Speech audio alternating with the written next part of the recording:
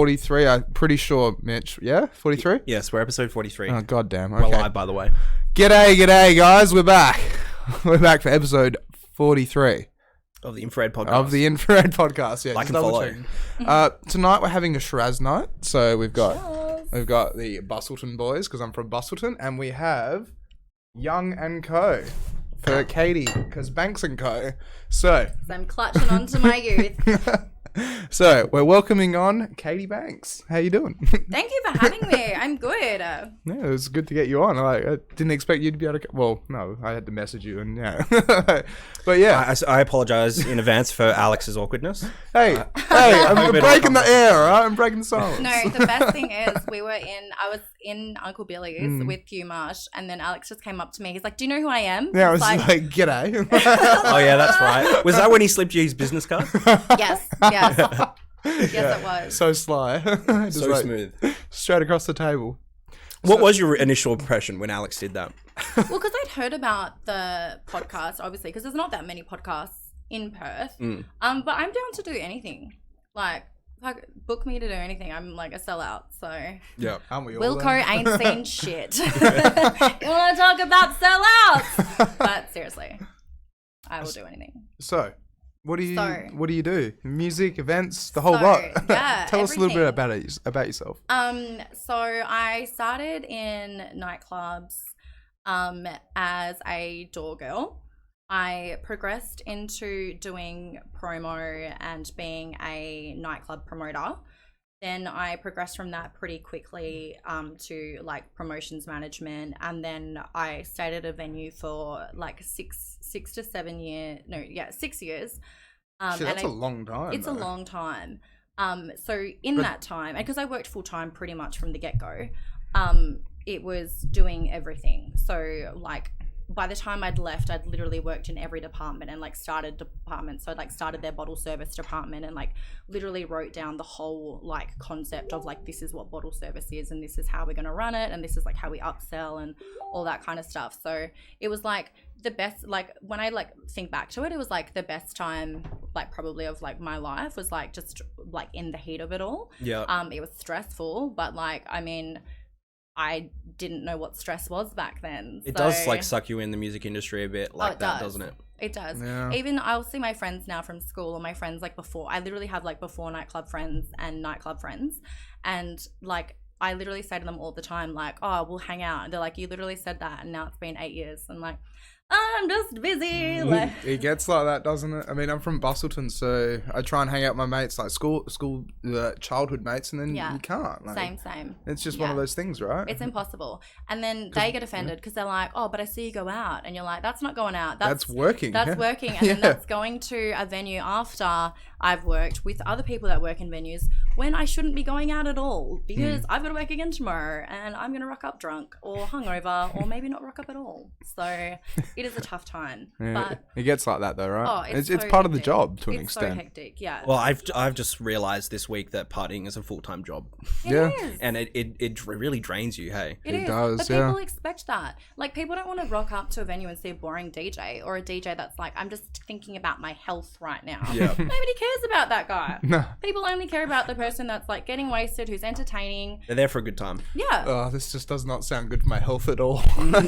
it's true. Like, I used to make posts in my like younger days about like, I'm like trying to be healthy and like this is my new life and whatever. People don't care about that. They're like, oh well, if she's not getting drunk, why am I? And then the venue's like, why are you Yeah. promoting this healthy lifestyle? Yeah. Like, Do you have ca- another bar card. That's it. Just slide along the Literally, table. just, Here's another 50. One of these. But seriously. Do you find that sometimes it kind of has to become like a bit of an act? Like in my Yeah. way, it's like when I go out and DJ, I have to go and literally like. So, for example, Scarborough Beach Bar. When I first went and played there, I looked around. I Was used like, to play there. It's great, right? It's like, you know, a little restaurant-y kind of bar kind of thing. But for me, I saw it and I was like, okay, this is a restaurant. At 9 o'clock, I'm forcing a rave. And it's like, how do Really? you... And so now, every time I play there, I actually get everyone dancing and, you know, going off their shit. But the way I do it, though, is, I mean, 6 hours, I do 27,000 steps kind of thing. Yeah. Okay, So it's like So jumping do you around. play like the open to close? There's 6 hours every Saturday. Wow. And so the thing is with that though, the reason why I got that is because since I bring that level of like atmosphere, energy, the whole lot, they just go, yep, well, he's making everyone dance. Why don't we just keep him on kind of It's thing. a bit of a different environment, don't you think, though, than well, that's playing at a nightclub? Yeah, DJing too, you know. You say that. So Endorse and I used to play there on a Sunday.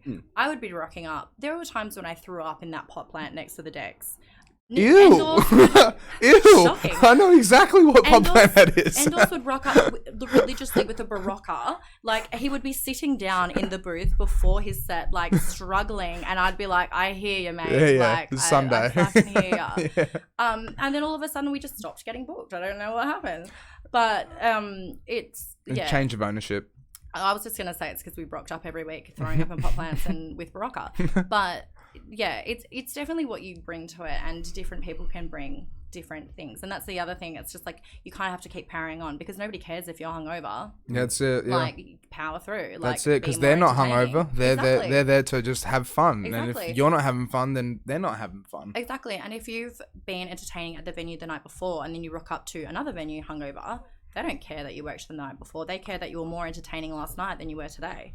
So you've got to bring it up and put a lot of pep in your step. And whether you need to do that by faking it or like asking for another bar card, you do what you got to do. Do you ever do things like, you know, play the tequila song and then run up to the bar and get a shot of tequila or get tequila brought to you at all? No, I stray away from tequila.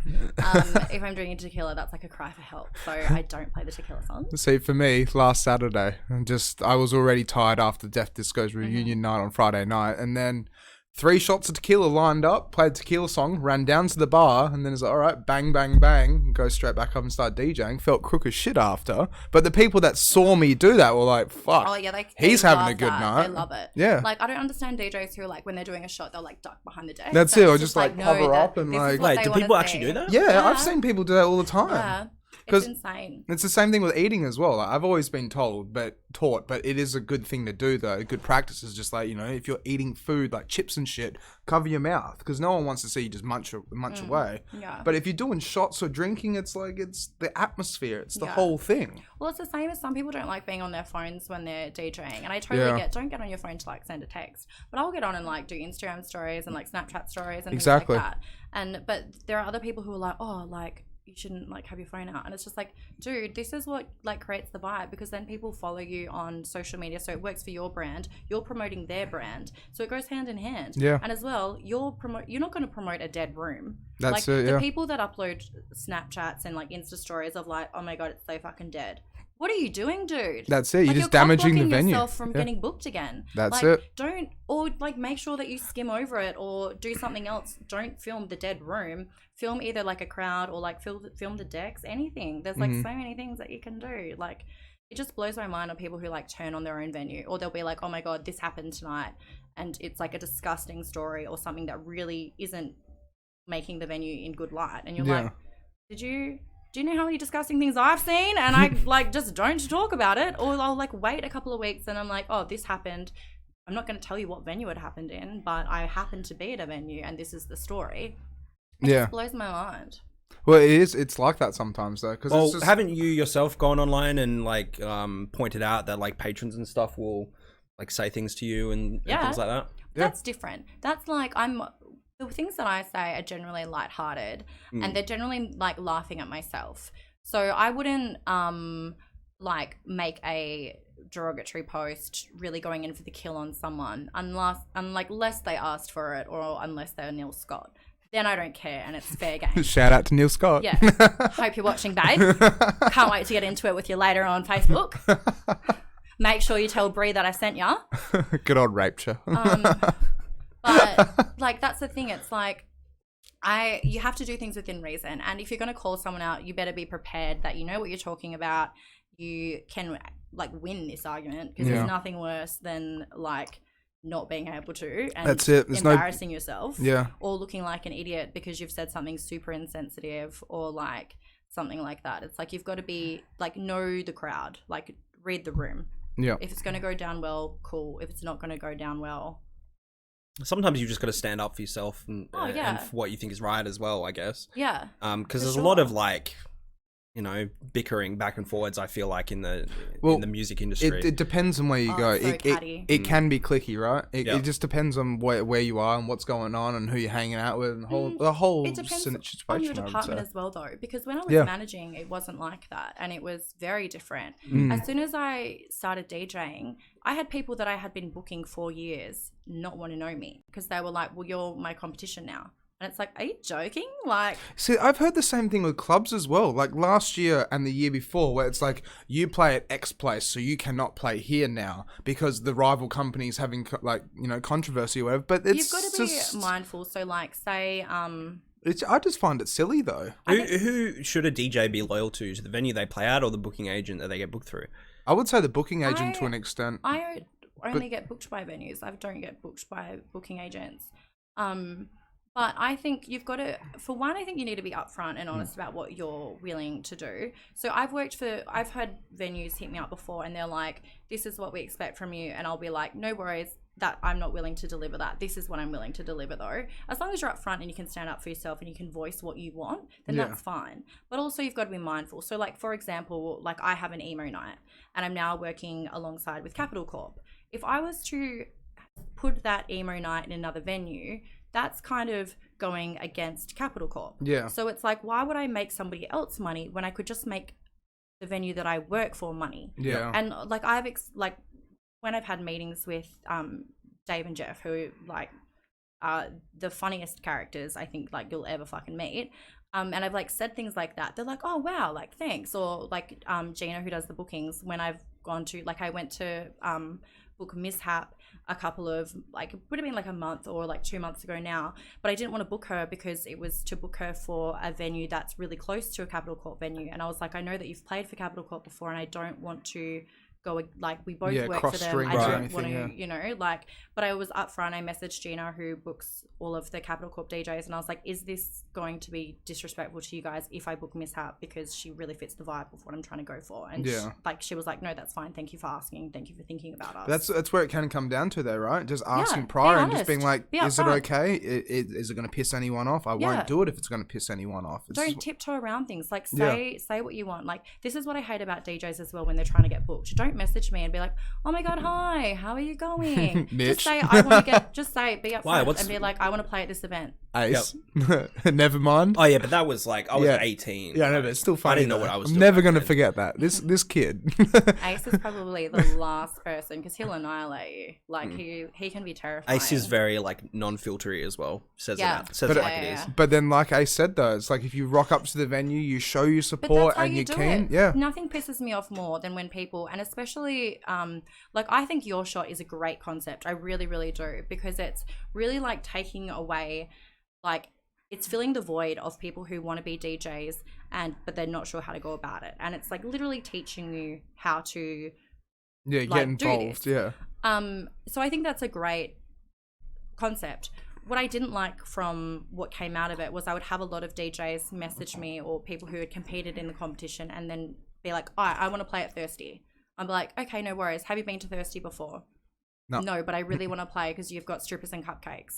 Okay, so why am I paying your bills when you're not paying mine, and you're not willing to support like my venue, my event, the amount of money that goes into it? In the same way of like, I will not book DJs who don't promote the event, because it's like, why am I booking you?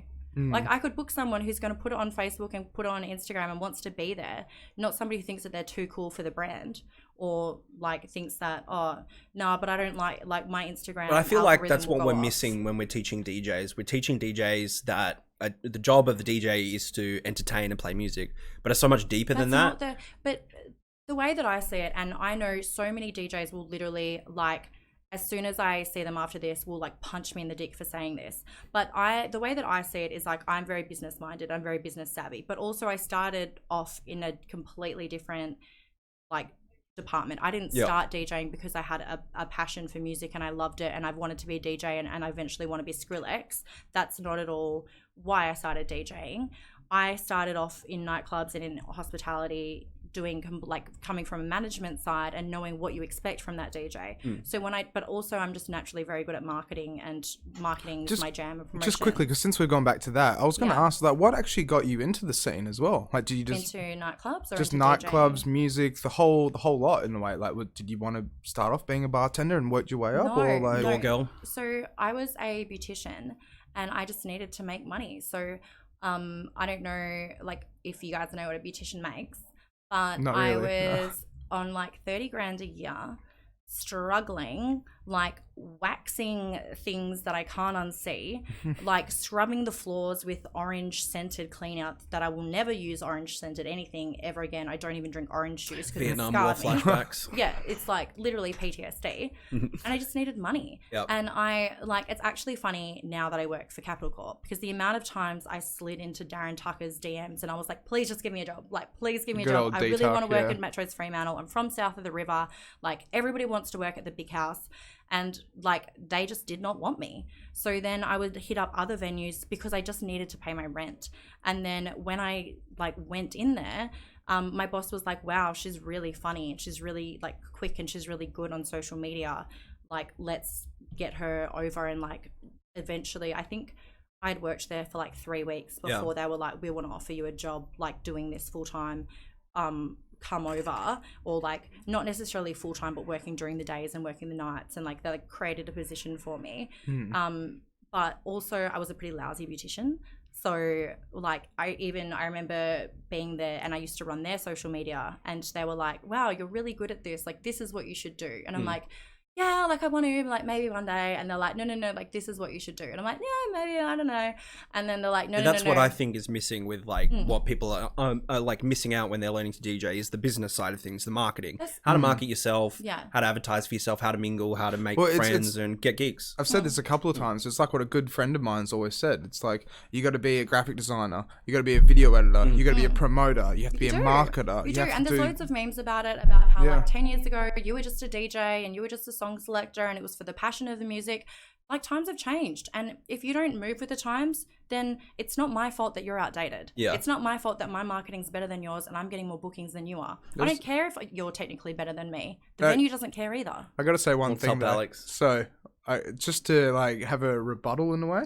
So I lost my Facebook page, right, about 3 years ago. I had 500 likes. I haven't even made a single Facebook page since then. Yet You've got a Facebook. It's just my profile. That's just my profile. So unless you add me, you can't see it, right? But then I've still managed to work my way up through the ladder to be a full-time DJ to an extent. But I really found it was just about the networking, the communication. It's just getting your name out there. But then the online side of it, I really feel like if I would have pushed the online side of it, I could have gone further. But I was so lazy. But it's one of those things where I've managed to get where I wanted to be. But at the same time, it's like kicking myself because I should have done the extra work in a way. You it's get all what about I mean? extra work, and that's as well. That's what separates you from the person who's not getting booked. Like, I'll have people that will rock up to my sets. Like a perfect example, this happened on the weekend. Somebody came up to me and they're like, "You mixed out of the song at the wrong point. I wouldn't have mixed out there." And I was like, "No worries. Who's getting paid right now?" Someone came up to you and said that. I'd like a DJ, yeah. What the fuck? Like, and I don't mean like, I mean, you get random comments like that all the time, but I mean like a DJ that I work with in like other venues, and it's just like, bruh, you're at my set right now. I'm not at yours. Yeah. Like. Yeah, you can't just go around criticizing everyone like, to an extent. You can, but in a You've got to. If you're going to criticize someone, you got to be. now? You got to be prepared for the repercussions. Yeah. Well, And, I literally said, I was just, and they were like, all right, this venue, they love it. I was just like, well, we're not at that venue anymore, mate. Like, we're at my fucking venue, and I'll mix that when I fucking want to. Like, but it's like, I'm all for DJs giving critiques and everything like that. It's the way that you deliver it. Yeah. Like, 2 DJs that I love for it are Gengar and Mike DeWitt. They are amazing with their critiques, and like, just really, really, like, they're coming from a good, like, it comes from a good place and they want you to succeed. There are other DJs, and I'm not going to, like, drag anyone yet. Brandon. Shout out to Wilco. Brandon's actually really good. He covers me when I need to pee at Magnet House sometimes, because he just always happens to be there at the same time. And brings me clothes when I'm like, oh, my clothes are too tight. Always a legend to a DJ. Yeah. But there are DJs who are just flat out rude. And it's just like, or I've had, like, abusive messages before from DJs when we're going up for the same residency, and they're like, oh, you better not fucking redline, like, when you play there, like, I'm going to be playing there every week. And it's like, someone said that to you. Yeah, it's like, you'd be shocked if you knew who it was. It's like, damn, it's shocking. Tell me after. Yeah, I'll tell you after. goss. I've had two, at the moment, I have one DJ who's really going hard in after. So I do rosters as well for like quite a few venues for DJs. And I have one DJ who will not stop, A, rocking up to the venue, B, messaging the manager, and like C, like talking to the manager on the night and being like, I can do a better job than Kayty Banks can. Let me take the rosters. I'll take her job. We'll get rid of all the DJs and I'll take over. And that sounds like you need to give that guy the flick. No, but he doesn't work there. He just wants the job. Oh, so he doesn't even have the job? No. I thought you were saying he's one of the DJs and he's he's going just above a his DJ roster. Who wants to play there. Yeah. And it's like, in what world? We've literally just had a fucking global pandemic. Yeah. And you're coming for, like, how I pay my rent? Are you serious? Like, it blows my mind at what people think is socially acceptable. Yeah. And then I've also, so for the same group of DJs, have, like, come up to me and been like, oh, hey, here's a USB. Can you, like, throw in my USB and play my stuff? Yeah. Fuck off. I've had that so many times. That's a big fuck off moment. Yeah. Fuck off, dude. I've had that so many times. Like, it's like, you look at him like, you if kidding people me? wanted to hear your fucking music, you'd be booked right now. That's it. Like, it's like literally like, I mean... It's hilarious how many times it actually does happen. It just blows my mind at what people think is fucking socially acceptable. Like, if I'm at a venue and I know the DJ, I'll go over and I'll say hello. I won't be like, hey, dude, do you reckon there's a chance, like, I can, like, mix or something? Me and my friend were actually talking about this last night about, like, going up and talking to the DJ and stuff. It's like coming from a DJ's perspective, like, you know when the right time is to talk to the DJ and stuff like that. And it's just too many times people come up and they're like, you're in the middle of a mix, you're fucking concentrating, and someone's like, what does this do? And they turn it or something like that, and you're just... I've probably had my USB ripped out, like, I reckon 5 times. You've had your USB ripped out of the CDJs. Yeah. Holy shit. Yeah, do they immediately corrupt when they get ripped out? No, it goes on, like, loop, emergency loop. But did you just go, security, get him banned? Because that's what I'd do. Yeah. I'd literally be like, nah, you're fucking out of here, mate. Yeah, but it's like, it's also like, you want to, like, obviously... Like, I'm not about to, like, roll someone, but you've got still have a room watching you. Yeah. It's like, I'm not about to, like, deck this guy in the face. Exactly. That's what sucks, because you're up on the podium, you're up on the stage. People are watching you. Yeah. So if you're there and if you're, like, you know, seen going in on this kid who thinks he's funny, just wanted to make a good TikTok, like, you're the dickhead. Like, you've got to do it. There's a way to do it. Obviously, I'm not encouraging people to rip out USBs, but there's a way to handle the criticism. Like, for example, on the weekend, I had this kid that kept coming up to me. He's like, can I put my USB in? Like, is there any chance? And I was just like, no. And I just, like, kept saying to him, absolutely not. Absolutely not. And then he, like, was just like, like, do you reckon, like, there's just any chance? And I was just like, dude, do you think that, like, if you were any good, would I not be at your set today? Just tell him to go back home and listen to it on his own speakers. Well, then my heart broke. Because he was like, do you play techno? I really want to be a techno DJ. And I was like, hang on, where were you DJing at the time? Cunt.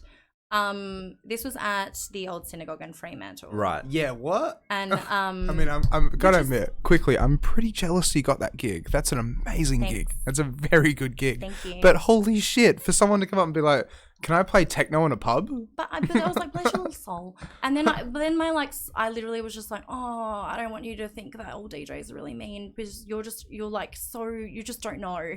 So I was just like, okay, look, no, I don't play techno. I'm very commercial, vanilla. I'm aware of that.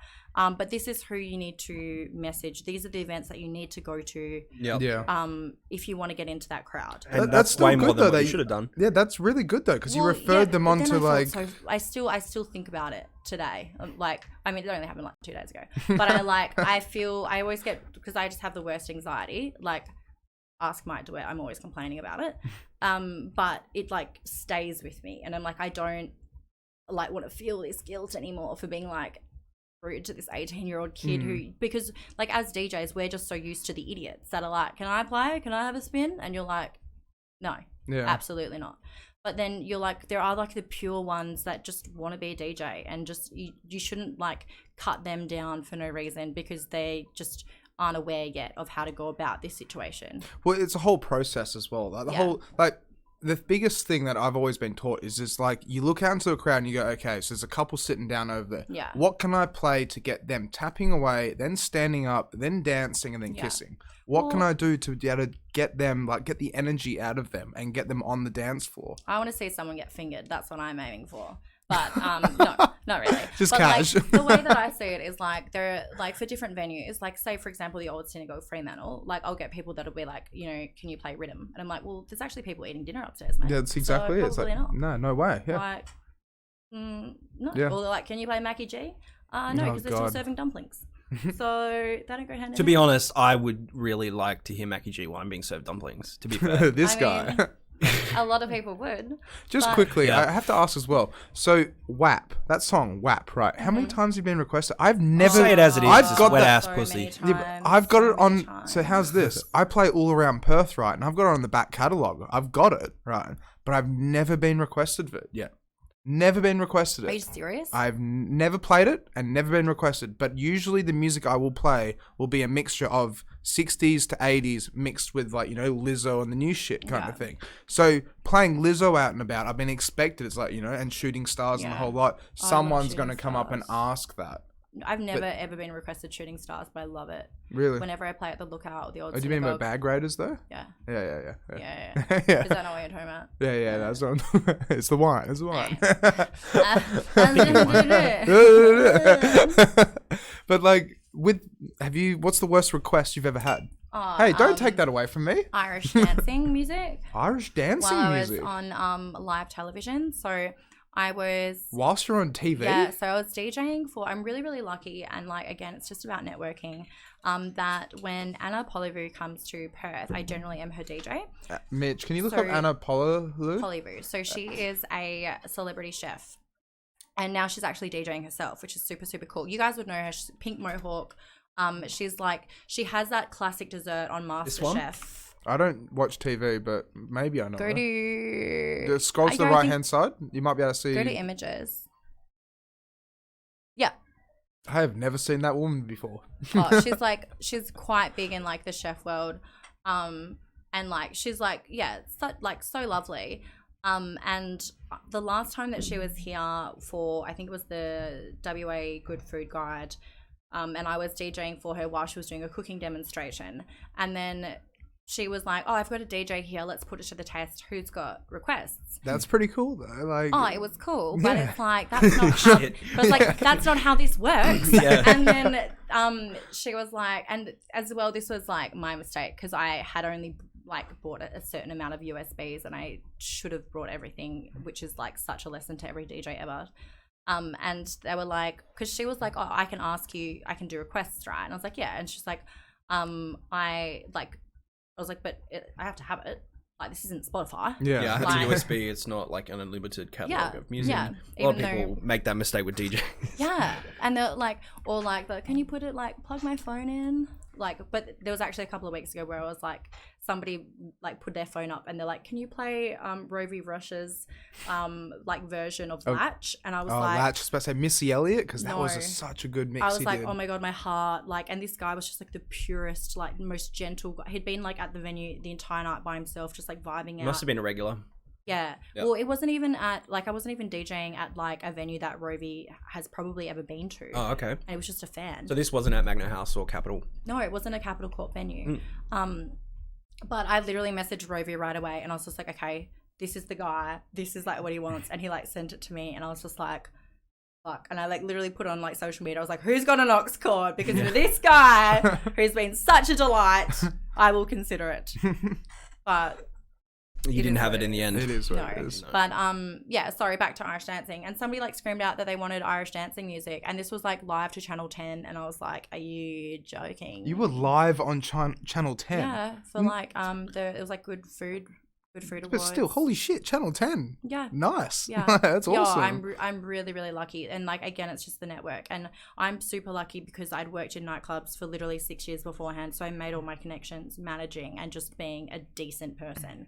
And then because I'd looked after so many people when like they'd either come to the venues that I worked at or just in terms of like looking after like artist liaison stuff, like my connections were already made. And then when I created my own company, that's why it's come so easy for me because I'd done all of the work for like 6 years prior. And it was like 6 years basically of that. If you came into the industry now and you were like, I want to have like a company where you like pimp out DJs, door girls, promoters, and do events, like that's pretty unheard of because you don't have those connections and those contacts. Like a one-stop shop for hiring entertainment. Yeah. But it's just because I've worked in all those departments that it comes easy to me, and I know what people are expecting and what they want, and all that kind of stuff. So I'm super, super lucky that I made those connections. But then because I still consider myself like a baby DJ. Yep. But I'm like a full-time DJ and that's what I do.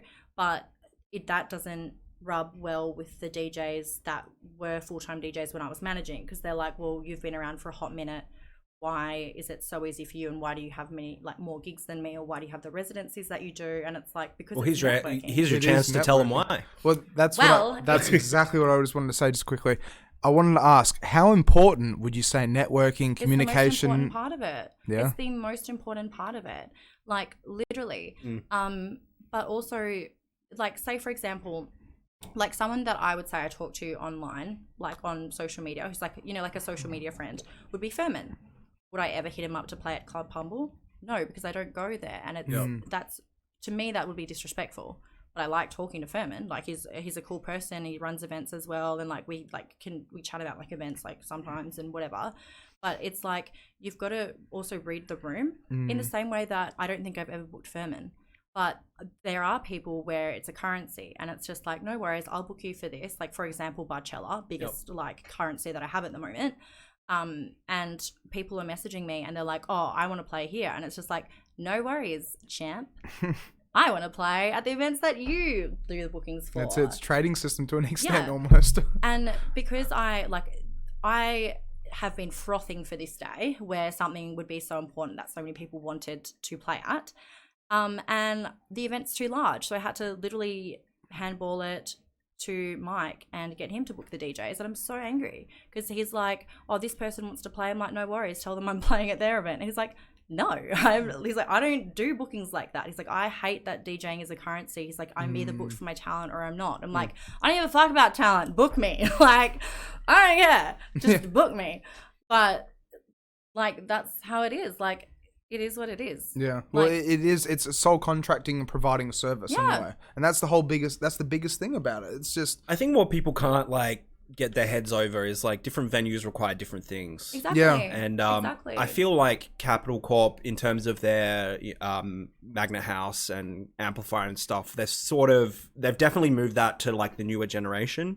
And I feel like why people our age are so sort of jaded about it is because it's moving on, right? And we want this. I don't think people are necessarily like jaded, as I top myself up. I haven't. People I talk to are a bit jaded. Well, the thing that I'm jaded about is I played Maneater on Saturday night and a girl was looking at me. She's like, I don't know what this song is. Are you kidding me? No, I had the same thing with Michael Jackson a couple of weeks ago. What song by Michael Jackson? Thriller. And I was like, Thriller. Literally, I died. I was like, off. No way. Like shocked. See, that's the thing. It's just like these, like the 18-year-olds of today grew up to like 2010 music. Like that's the music that they're going to remember. And it's so bullshit as well to an extent, right? Because the thing is like, concerning. Yeah, for me, it's very concerning. But it's concerning because it's like, holy shit, like we're that age where it's like we've been around and we've seen the trends and everything like that, but it's depressing, isn't it? Oh, mate. Don't get me started. Don't get me started. I love the Rolling Stones, but fucking hell, like, it's like I was saying, like I came to the realization that partying is a full-time job and my body just can't handle it. I just had to take the weekend off. But see, like I have to admit, that's why I love pubs and bars and all sorts of stuff rather than clubs, because it's just like I have a music collection of 32,000 songs, right? And so with that, I have everything I've ever liked, right? And so with that, when I go out and about, I'll play the Eurythmics and Cold Chisel and AC/DC and the whole like old school rock and roll vibe, because I'm a country boy and that's my roots in a way. But when I go out and play Eurythmics and someone's like, oh, I don't like this, Sweet Dreams by Eurythmics, it's like, what fucking era were you born in? Like, this is a classic kind of thing. It hurts the heart. It's so ridiculous, right? It hurts the heart and soul. And then, well, sorry, what were we going to say? I was going to say, but that's when you've got to know, like, what works in what venues. Because, for example, Maneater would go off at the Court, and when I play at the Court, they love it. Yeah, I could. It's same thing with Connections as well. Maneater, you'd hear it, like, she's a Maneater. But, like, Magnet House, it's just, and do you know what? It could have just been that one night. It could have just been that one night that it didn't work. That one person with that one chip on their shoulder that just wanted to say that one thing and... Yeah, you've got to insecurities. You've got to put that in the back of your mind, though. You can't let one or two people like ruin the whole night. Well, see, like perfect example as well. Like 2 weeks ago, right, Scarborough Beach Bar, I had some girl come up to me at 7 p.m. on a Saturday. Can you play Mr. Brightside? And then drop the $10 note, right? I haven't. Did you take the $10? I haven't told the story yet, and I told you this story. Yep. So how's this, right? Some girl rocks up to the booth. She doesn't even look at me, has her head down, drops $10, then shows me her phone like that. Shy. Really? Everybody does the phone out so much better. I love that so much more. You can't hear anyone. And also, no, but I could hear her. I don't like people, especially being a girl. Guys do this thing of like hooking you around your neck and like pulling you down, and you're like, "This isn't that type of people club, touch hun. you. What? I've never seen that all before. All the fucking time. It's so dude, bad. guys, let me just say, I'm just like, come over here. At venues I don't work at anymore, and I wouldn't work again. But I've had like real aggressive staff and like literally throwing money, like throwing 50s at you and be like, play it. And you're what like, the fuck? Yeah. Yeah, here's a hot tip for all the guys out there. Don't touch women unless they want you to touch them. Yeah, like, Jesus at all. Christ. But even then, and also what I would love to, like, can we cancel when you're talking to a female or walking past her, do not fucking touch my back. Yep. I fuck it. Like, but to like, me, upper back? What do you mean? Don't, like, say if I was about spine? to, like, yeah. You think it would just be like a common sense thing, just like don't touch anybody unless they want to be touched. But like to me, when I feel that little palm on my spine, I just think, just here we go again. You're a predator. Like fuck you. But it's not like you see me as a sexual object. You don't see me as an equal. Like just in the nicest way, please just, you know, are you touching your guy mates like that? Probably not. So this is out in a big whim, right? And I've had a few glasses of wine, but I have to admit, right, that one of the biggest things that does bother me to an extent with the Australian scene, I would say. I mean, Perth, I've only ever seen the Perth scene for playing out and about and working out and about. But it is just like the culture behind, okay, I didn't get the girl, so I'm going to go and beat someone up kind of thing. But dumb slut. But like, you're a fat bitch. You'd be lucky to have my dick in your mouth. It's like, chill, babe. Like... So the first week after COVID, right, when we actually started going back to clubs and pubs and stuff like that, I was with a good friend of mine, and basically what ended up happening was when I started DJing, a group of 4 dudes rock up, right, and they go and sit outside, out of sight, out of mind. No one sees them, right? And then basically there's these 2 girls that rock up, pretty girls. They go and sit by themselves. They're just getting drinks and doing their own thing, right? You're not allowed to leave your chairs. You have to sit down to be able to drink, right? No dancing or anything, right? So this one guy goes up to these 2 girls, starts chatting to him. He's like a South African little dude, right? Starts like, you know, I'll buy you a drink, this and that. Girls are like, not interested, see you later, mate, right? Buggers off. 5 minutes later, comes back with 2 dudes, right? So there's 3 of them. Comes up and then starts trying to sit with the girls. And the girls are like, no, we've told you once. That's when I called the security over, like, keep an eye on that table. Holy shit. Guy gets rejected again, goes off, comes back with his whole table of mates, tries to sit with the girls. Why would you want to get rejected in front of all of your mates? And that's what I mean. The guy, I think he was going for the whole peer pressure move. The girls literally sculled their drinks, right? I will embarrass you in front of anyone. I don't care. Yeah, we know you. If only it was you. If only it was you, because you should have seen what happened though. Girls scull their drinks, right, and they leave, right? Then the guys realize the girls left, so they followed them, right? That'll get them, right? 5 minutes, 10 minutes later, followed them, right? So then what ended up happening was I ended up walking down to the Peach Pit in Scarborough, right?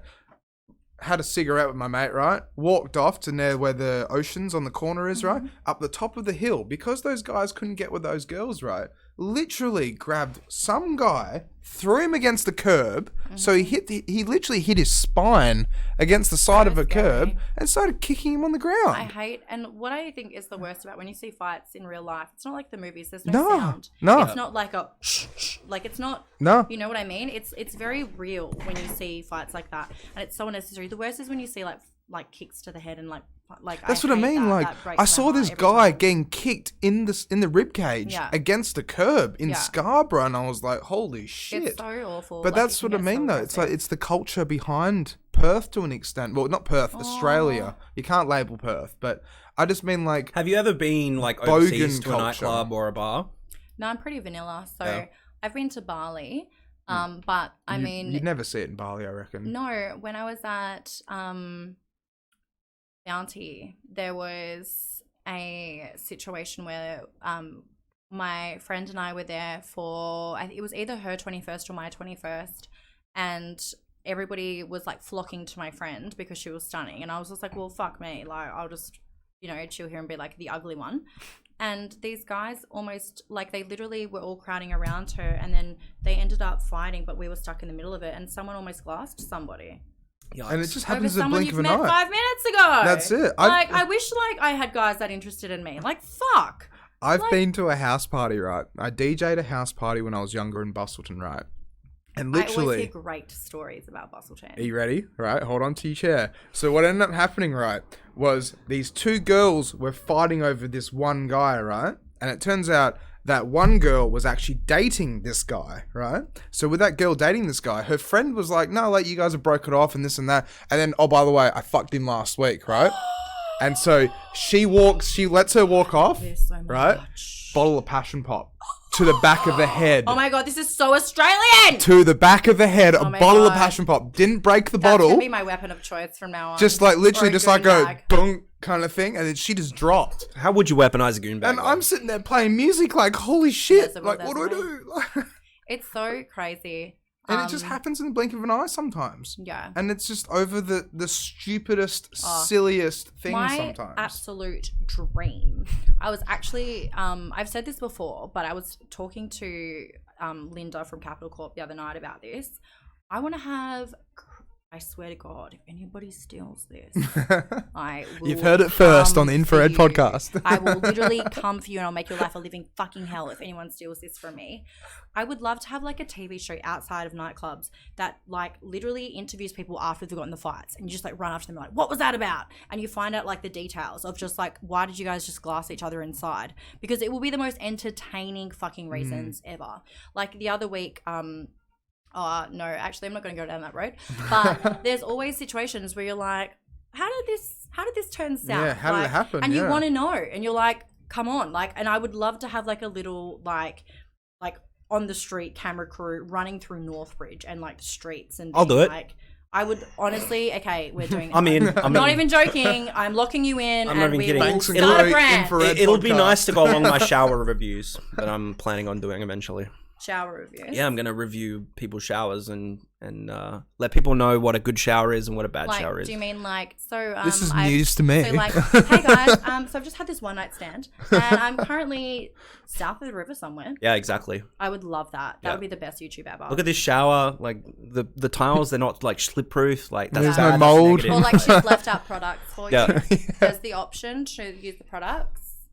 Don't look at me like that, Alex. I'm putting this wine glass. Just over quickly, here. I do What just did you do? just And then you spilled it announcement. on my laptop again. That's it. Last week he spilled a glass of red wine on his fucking laptop. No, I imagine your laptop's like pretty techie as well. About $1,200 worth. I've just got one of those, shitty gaming laptops that It's about they look $1,200, impressive, yeah. but they're not that impressive. Game Yeah, Boy. they're right. you know what it is. So I have to ask, right? So now we'll bring it back, but we'll bring it back a little bit. So the door girl and the bar service thing, kind of. Yeah, bottle service. Bottle service. Sorry, it's the wine. So, so what's involved with that? Like, how do you fall into that to an extent? So I'm really, really lucky. Again, it just comes down to networking. So this is literally how Banks & Co got started. So Just quickly as well, what is Banks & Co as well? So it is a company that I started when I left working a nightclub, and I was busy doing, I can look at myself. Oh, I'm a little pale. Damn. My brain just turned off. It was a comment. I left a venue, and I was doing a lot of consulting for venues just under my name. And then I got asked, because obviously I was also known for being like a nightclub promoter, and I'd like pretty much made my mark in that area, and everybody knew that I was associated with certain venues and all of that. So I got asked during Ice Cream Factory to promote a night that was launching at Coconut Grove. And the promoter called me, and he was like, hey Kayty, like, can you please like organize these girls for me? And I was just like, no worries. So I went down myself as well, because I was like, shouldn't be lazy. I should really do this myself and get back in the game. And the reviews that we received were so insane. Like the owner of the venue was just like, oh my god, these girls are amazing. The venue were like super stoked with us. The guys from Ice Cream Factory gave the venue really good feedback as well, and everybody was just raving about how good we were at promoting this after party. And then I was like, well, I'm not making that much money out of this for this other guy that I'm giving an amazing reputation. Why don't I just do this myself? So then the next night I approached the venue and I just said, cut this person out of it and I will do this for you. I'm savage with business, very, very savage, but I'm upfront about it. So if you were to ask me, did you do this? Or like, I'll always give you an honest answer, because I think it's always better to be honest, but upfront about it. Yeah. And I think you should never say something behind somebody's back that you don't have the balls to say to their face. So if I say, for example, if I had an issue with you, I wouldn't be sitting here being like ranting about it or venting about it. I'd wait until I saw you and I'd be like, this is my beef. Yep. And it's just better to do it that way. And I think for whatever reason, I'm sure it's not just hospitality, and I'm sure it's not just DJs. The world is a dog-eat-dog world, I would say. It's very catty and I don't like that. I don't understand why you can't just say, this is what I want or this is what I expect. And, you know, or like, hey, you hurt my feelings or, you know, whatever. Just be upfront about it. And I got the contract, and then literally that day went home, got an ABN, started a company. So it was originally supposed to be just pushing out door girls, but because I'd worked in 2 very, very busy clubs for 6 years, I was very used to pumping things out super quick. And so, which is why I'm very good at doing events and like pumping them out, and like, because I get a lot of feedback of like, oh, you have a lot of events, like all that, like, I don't know, because I think in my first year I did 7, but your first year you did 7 events. Holy shit. But I would be used to be doing pop-up events of like, hey guys, this week we're doing this kind of party. So I'm just used to that quick and fast-paced mentality of like, time is money, we've got to like keep going, we've always got to have something exciting and something like new. That it very quickly turned into doing events. So I had my first event, Side Piece. Then from Side Piece, I had venues message me and say, hey, we really liked what you did with Side Piece. Can you do that for our venue? And I was like, what? Like, this is amazing. And then because I'd been doing consulting, Banks & Co was originally supposed to be marketing and consulting based. It wasn't supposed to be events and all that kind of stuff. I knew that I could do that, but that's not. So how did it morph into all of that? When was the moment you knew? Asked for. Yeah. I just had more and more venues message me and be like, I saw what you did for this venue. Can you do it for us? So would you say Banks & Co is now like an event planning business? I'd say it's events, promotions. Yeah. And when you said consulting as well, so what is involved with consulting? Is that just saying like, if we do it this way, we'll probably make a profit to an extent? Or going into a venue and basically just being like, this is how you guys are running at the moment. This is how you guys would run more effectively or like more like cost effectively. This is where you can cut costs. This is the areas that you guys are lacking. These are the areas you guys need to focus on, all that kind of stuff. So like I do like social media for different venues and like different kind of companies and stuff. So there's that aspect of it. And then it's just, they could bring you in and be like for example, recently I've had bottle service and it's like, hey, can you come in and sort out our bottle service because we're just not quite sure on how to do it. Is that like, Magnet House at all? So it's event consultation. Maybe. Is that with the yachts at all? Or the yacht service or whatever it is? Grey Goose do yachts, yeah. Yeah, oh, okay. Right. I thought I saw a few photos where it's like, you know, you get a bottle service where it's like a yacht and you get drinks. No, it is. It's I think it's sponsored by Grey Goose. So basically, that like you get a lot of stuff from. Vodka's the best because vodka companies are obviously aware that they're the easiest product to market in terms of bottle service because it's the most people like it. Exactly, yeah. It's a standard drink to an extent. It's very like probably the best seller in almost any venue ever. So they obviously know like, hey, purchase this amount, we'll send you X amount, of you know, purchasing that much, etc. But a lot of venues just don't know how to do it. And because I started it with one event, like one venue, and knew that inside and out, and as well because I had learnt so much in the other areas of like, okay, so we're booking a booth or we're giving away this. You would have implemented or had something involved with the implementation of the bottle service at Air? Or was that already a thing? I don't want to say the venue's name, but yeah, I did. Yeah. So yes. So I did so basically like you've got the menu there, you work out the prices, you work out what's cost effective. You've also got to work with the market. So hypothetically, if every venue is selling bottles for $300, you can't sell them for $400 unless you've got something better to offer.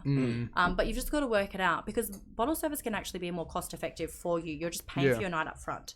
You're not waking up in the morning and being like, fuck, like, what did I do? It's like an upfront purchase of this is what I'm spending tonight.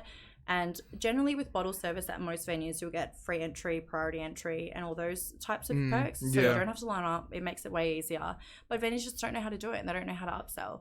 So also the thing is as well, with a lot of venues, they've generally gotten so big so quickly that they haven't had the time to really implement those types of things, or like staff turnover. So there's bottle services, like I spent 6 months traveling around Europe, and bottle services everywhere in all the nightclubs. Yeah, of course, yeah. If I was to go out now, like I probably wouldn't not get bottle service, because it's like, A, I can afford it, B, I don't have to like sit with people I don't know, or I can like just hang out and sit down and with my friends, and it makes the night more enjoyable for me. So it's like, why wouldn't you do that? But then it depends on what your aim for your night is. If that's what your aim is, then that's great. Maybe your aim is to go out and hook up, or your aim is just to go on the dance floor all night. I'm not a dance floor kind of gal, so I enjoy to sit. Yep. So, but also that's because I've been in nightclubs.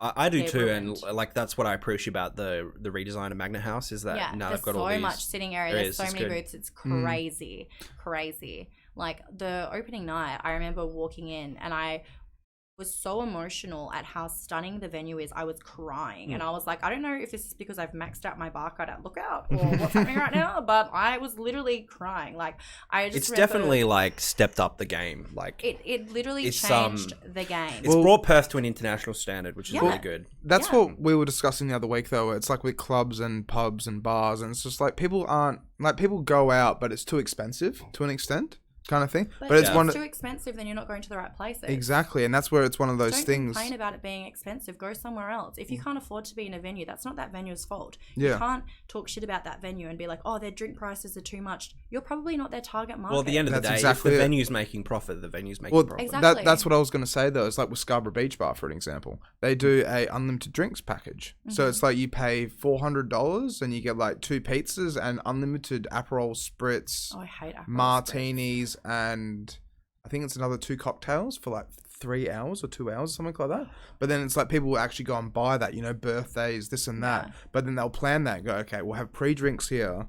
We'll get all unlimited drinks for us and our 8 friends, and then we can go elsewhere after. And it's just like, you can plan the night out. All right, buddy. And Cameron Anderson just said, what venue are we all talking about? We're just talking about venues in general. Every venue. Everything in Perth. Also, Greg said, are you a 70s porn star, Alex?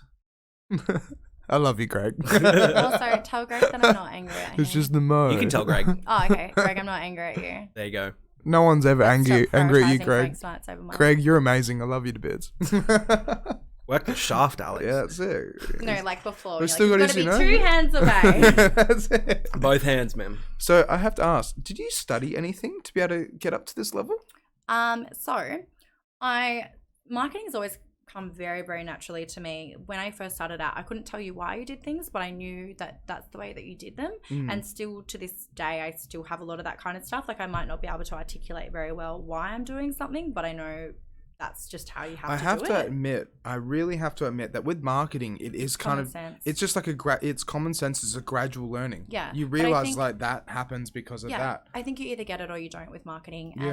And one of my really good friends in Melbourne, Emily, shout out to my graphic designer, the Logo Lab. She also used to work at the venue that I worked at for so long. And I don't know if that's where she's got it from, but she's very quick at knowing why you do things. But again, probably the same. You're on the same wavelength. But I think it's just you either get it or you don't. I think that, yes, you can teach marketing, you can teach promotions, but it's a natural thing. So in the same way that, like, say, for example, bottle service and door girls and things like that, even DJs, that's a personality and you can't teach that. It's you either have it or you don't, and you can be someone that you're not. And like I can't remember what podcast you were talking about last. I think it might have been with Brandon maybe, where it was like introverted extroverts. Yeah, that's exactly what I was about to bring up. Yeah, so you can't teach an extrovert introvert ways, and you can't an introvert extrovert ways. I mean, you can try, but it's one of those things where it's like, unless it's unless you're willing to be open to that kind of thing, you're not like. So when I was at the venue that I was at for a really long time, so I basically worked my way up, and I was like basically assisting the venue manager with pretty much everything, not dogging him out, like, but that's what my job was, like literally just hanging out with him all the time, and he would be like, this is what we're doing today. And this who's is what him we're again? working Was that on. Brandon? No, Brandon was never a venue manager or my boss. Sorry. No. Sorry. No. When you said him, who? Him? No, so Christian Beaton or Christian Aries, as everybody would know him. Okay, sorry. So like we worked very closely, like in an office that was smaller than this table. And if it was a bad day, it was a bad day. But we just both got marketing, so we could do different things and like all this kind of stuff, which is also probably why my events are very like heavily gimmicked, because that's marketable. If you're just like marketing a night that you're just marketing the DJ and you've made like a probably average promo and you've come up with unless an people know the name, DJ, that's not going to make a difference. But even then, what DJ in Perth really has a pull? Yeah. Like nobody's coming. Harrison, Flash Cult, the Perth's tallest DJ. But is anyone actually rocking up? There are a few that have like local. No, I 100% agree with what you're saying, like, and that's where I've managed to make it work with not even having a name. Yeah. So like, literally, I go under the name Square One, but who the fuck's known of me? No one knows it. Yeah. No one knows me. But the thing is, though, it's one of those things where it's like you go to the venue, you have a good time, and you might go back, but it's like, sorry. I was talking to a mate about this a while ago, but it's like one of those things where it's like, if you go to a venue and you have a bad time, the chances of you going back to that venue after you've had that first bad time is probably very little. But if you go to a venue and you have a great time, then you're probably going to be like, it was a good. I had a great time. I'm gonna go back. Yeah. And it doesn't matter if it's the DJs, the staff, the music. Yeah, but the point we're talking about is the marketing of the event, because you want people to come to the event. Well, They're not going to come to the event without good marketing. Because I know you guys. I think you guys asked George that question of like, does the marketing really matter, or so, it was something along those lines. And I'm telling you right now that it does. Yeah. Because you can't, like, apart from providing a DJ and you've got a cool name for your event, what else is it? How is that different to next door? Yeah. What could you provide a vibe. What advice could you give to somebody who's going into event planning? What are the three biggest things that you would say to look out for, or to focus in on, or highlight, or any of the above? Know what you're doing. These are good questions, Mitch. Yeah, it was really good. I'm trying. The more wine I fill up with, the better it gets. I think I'm my fifth glass. Come over and get another glass. Know what you're doing. Don't put something like, for example, I talk about all the time how I am vanilla and I'm commercial. I am not trying to be something that I'm not. I know my lane, and I'm more than willing to stick into it, or like to stick to it, which is also probably why I'm not like, Fairman, get me into Club Humble. So know your lane and know where your strengths are and know where they're not.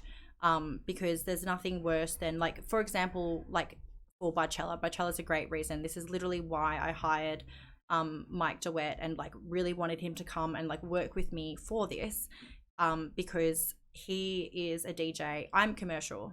Mike can do commercial, but he can also do trap and he can also do R&B. I can play R&B, but if you hired Mike to do that versus me to do that, you're going to get two different products. Yep. In the same way that I had a venue hit me up on Saturday night and they're like, can you come and close 2 till 5? And I was just like, no worries, this is how much I'm going to charge. And I overcharged. And so what you're saying is like you should rely on other people to... No. So like... What my point here is like, know your strengths. So like I knew for Barcella, because I've got 5 genres, I know one genre. Yep. I mean, I could push it out and I could be like, okay, cool, so this person seems to get booked at all the R&B events, this person seems to get booked there, and I could book the DJs, that's no problem. But Mike would have more of an understanding of who to book and why, and like why we're getting them to do those rooms. Whereas for me, it'd be like, okay, cool. So like we've got like a house room, for example, for Barcella, and we've got a, I haven't even released the rooms yet because I haven't finished the graphics for them. But it's like a house room, a cheese room, an R&B room, the stage, which is like red line. How many stages are you going to have? So we had 5, but we're adding another one, or like we're adding a silent disco. Yep. Which is going to be like an emo concept, which is like, because I'm like obviously like working with Snap for Friday. So, and this kills me, and this is like kind of what I'm talking about, but my emo brand, Sad Reacts Only, Snap is unfortunately bigger than my brand. Yep. So I can either promote myself or I can have a more successful event and promote someone else's brand. Yep. So that works more entire. So just know your strengths and know your weaknesses and be willing to acknowledge this is my weakness and I probably need help here. Yep. Like for example, I'm really shit at accounting. I am like really, really bad at it. Like, who isn't though? Honestly, like numbers and the whole. It's really shit. I Invoicing am the beyond whole lot. shit. Beyond shit. Like, and in the same way, I literally sent my invoices yesterday. I hadn't sent them in a month, but there's been times when I've gone 3 months without sending invoices, and I'm like, holy shit! Like for me, it's like 7 days. Like I make sure I get paid. No, I have to go through my like social media and be like, where did I play on this date? Did I play here? I probably am owed lots of money because I'm so shitty at keeping up to date. That's one of the things that's the problem with the DJing as well, right? It's a sole contracting. So unless you keep up with it, how do you know? No, but like to an extent, but yeah, but also don't message in 14 days and be like, oh, I sent you an invoice. That venue has bills, dude. Exactly, like, your top priority is getting paid. Their top priority is making sure they can survive. Sure that this one DJ gets paid. It's making sure that they've got, their marketing done, their security thing. You don't know what the insides and the outsides of the issues that they're having. They've got, like their bar staff, they're like, their actual bar. Maybe they've got like the shit's breaking down. Like there's tons of stuff. Just as a rebuttal though, wouldn't it be better? Like, I mean, if you did send it in, then it would still get slotted at the bottom. Because like, say, send your invoices, yeah, but like don't message the venue or the promoter within 14 days and being hey, where's my money? Like a perfect example, right? When I had Thirsty, the wall fell down. The building literally, like a part of the building collapsed. Yep. I had one DJ who was like, are we able to talk about this? Like what we venue? can talk about it. What venue was it? I won't say the venue. Okay. All right. That's fine. It was the Thirsty takeover. It made the news. And because the venue, one of the walls fell down. And I had a DJ that was like, oh, hey, yeah, but like you owe me $200. And I was like, what? No worries. The building's collapsed. Yeah. I have 30 staff that work for me that I need to now try and rehome because they've got bills to pay and they've got rent. It's not their fault that the wall collapsed and we weren't told anything. Wouldn't that fall under insurance and the whole lot? Because that's what I kind of thought when I saw that happen. It's like, well, I guess they're getting a big payout because it's an old building. No. I can't comment. No, that's all right. But there was no payout. And so you know what? I'm not surprised with the way insurance companies work. Yeah. They'll find any reason. No, it wasn't an insurance company. No, of course it wouldn't be insurance. It was a stupider mistake than that. Right. Yeah. That young owners made. And young owners, okay. The owners of Library are younger than we are. They're really young. They're just very cashed up. But damn. Anyway. Is that the new owners or the old? Menu. No, we'll talk about that later. Yeah. Anyway. Sorry. So, like, there's so many things going on. Like, all these, I don't know when I have a job. I don't know when I'm going back to work. I don't know what's happening. And I had this one kid who kept hitting me up for $200. And he was like, I've got bills to pay. And I'm like, you don't know about bills, dude. Like, I understand that you've been paid, but you need to be a little bit sensitive into the fact that not only has a wall fallen down and collapsed, 30 people have lost their jobs. We don't know when we're going back to work. The accountant has other things to worry about than like, and I'm telling you right now, nobody got paid for quite a while because the wall fell down. There was a collapsion. That DJ then got other DJs to send me abusive messages. That DJ made Facebook statuses about my event and saying that wish we gotten paid. When this DJ had been in the scene for a fucking hot minute. This DJ has also DJ'd for me for free because he insisted on DJing at the events that he wanted to. And I was like, dude, I'm sorry, you're just not good enough. And he was like, no worries, I'll do it for free. That is so bullshit. That sounds like Soundwave. He's also bringing down other DJs' pay rates because you're saying that you're going to offer a service for free, but these other DJs are chasing $100 an hour. You should call this guy out. Nah, I mean, no, I don't. Not live. But the thing is, thing is, like from that moment, right? So I had to message another promoter, and I was just like, hey, I know that you also booked this guy. Can you please just give him a fucking clue? Yeah. Because this is so not only disrespectful. Bad timing. Yeah, read the room. Yeah. A fucking tragedy has just happened. Yeah. Like, this is insane. And he did. And, like, I'm really... So, like, massive shout out to Frank Macri who runs Respawn because, like, I'm, like, he was so lovely about it. But it blew my mind. And then I had this guy then got other DJs to send me abusive messages. And I was like, for one, I'm not the one paying you. Yeah. It's the venue, and it's like the accountant. Like it's not up to them. And it's them. also not my fault that the wall fell down.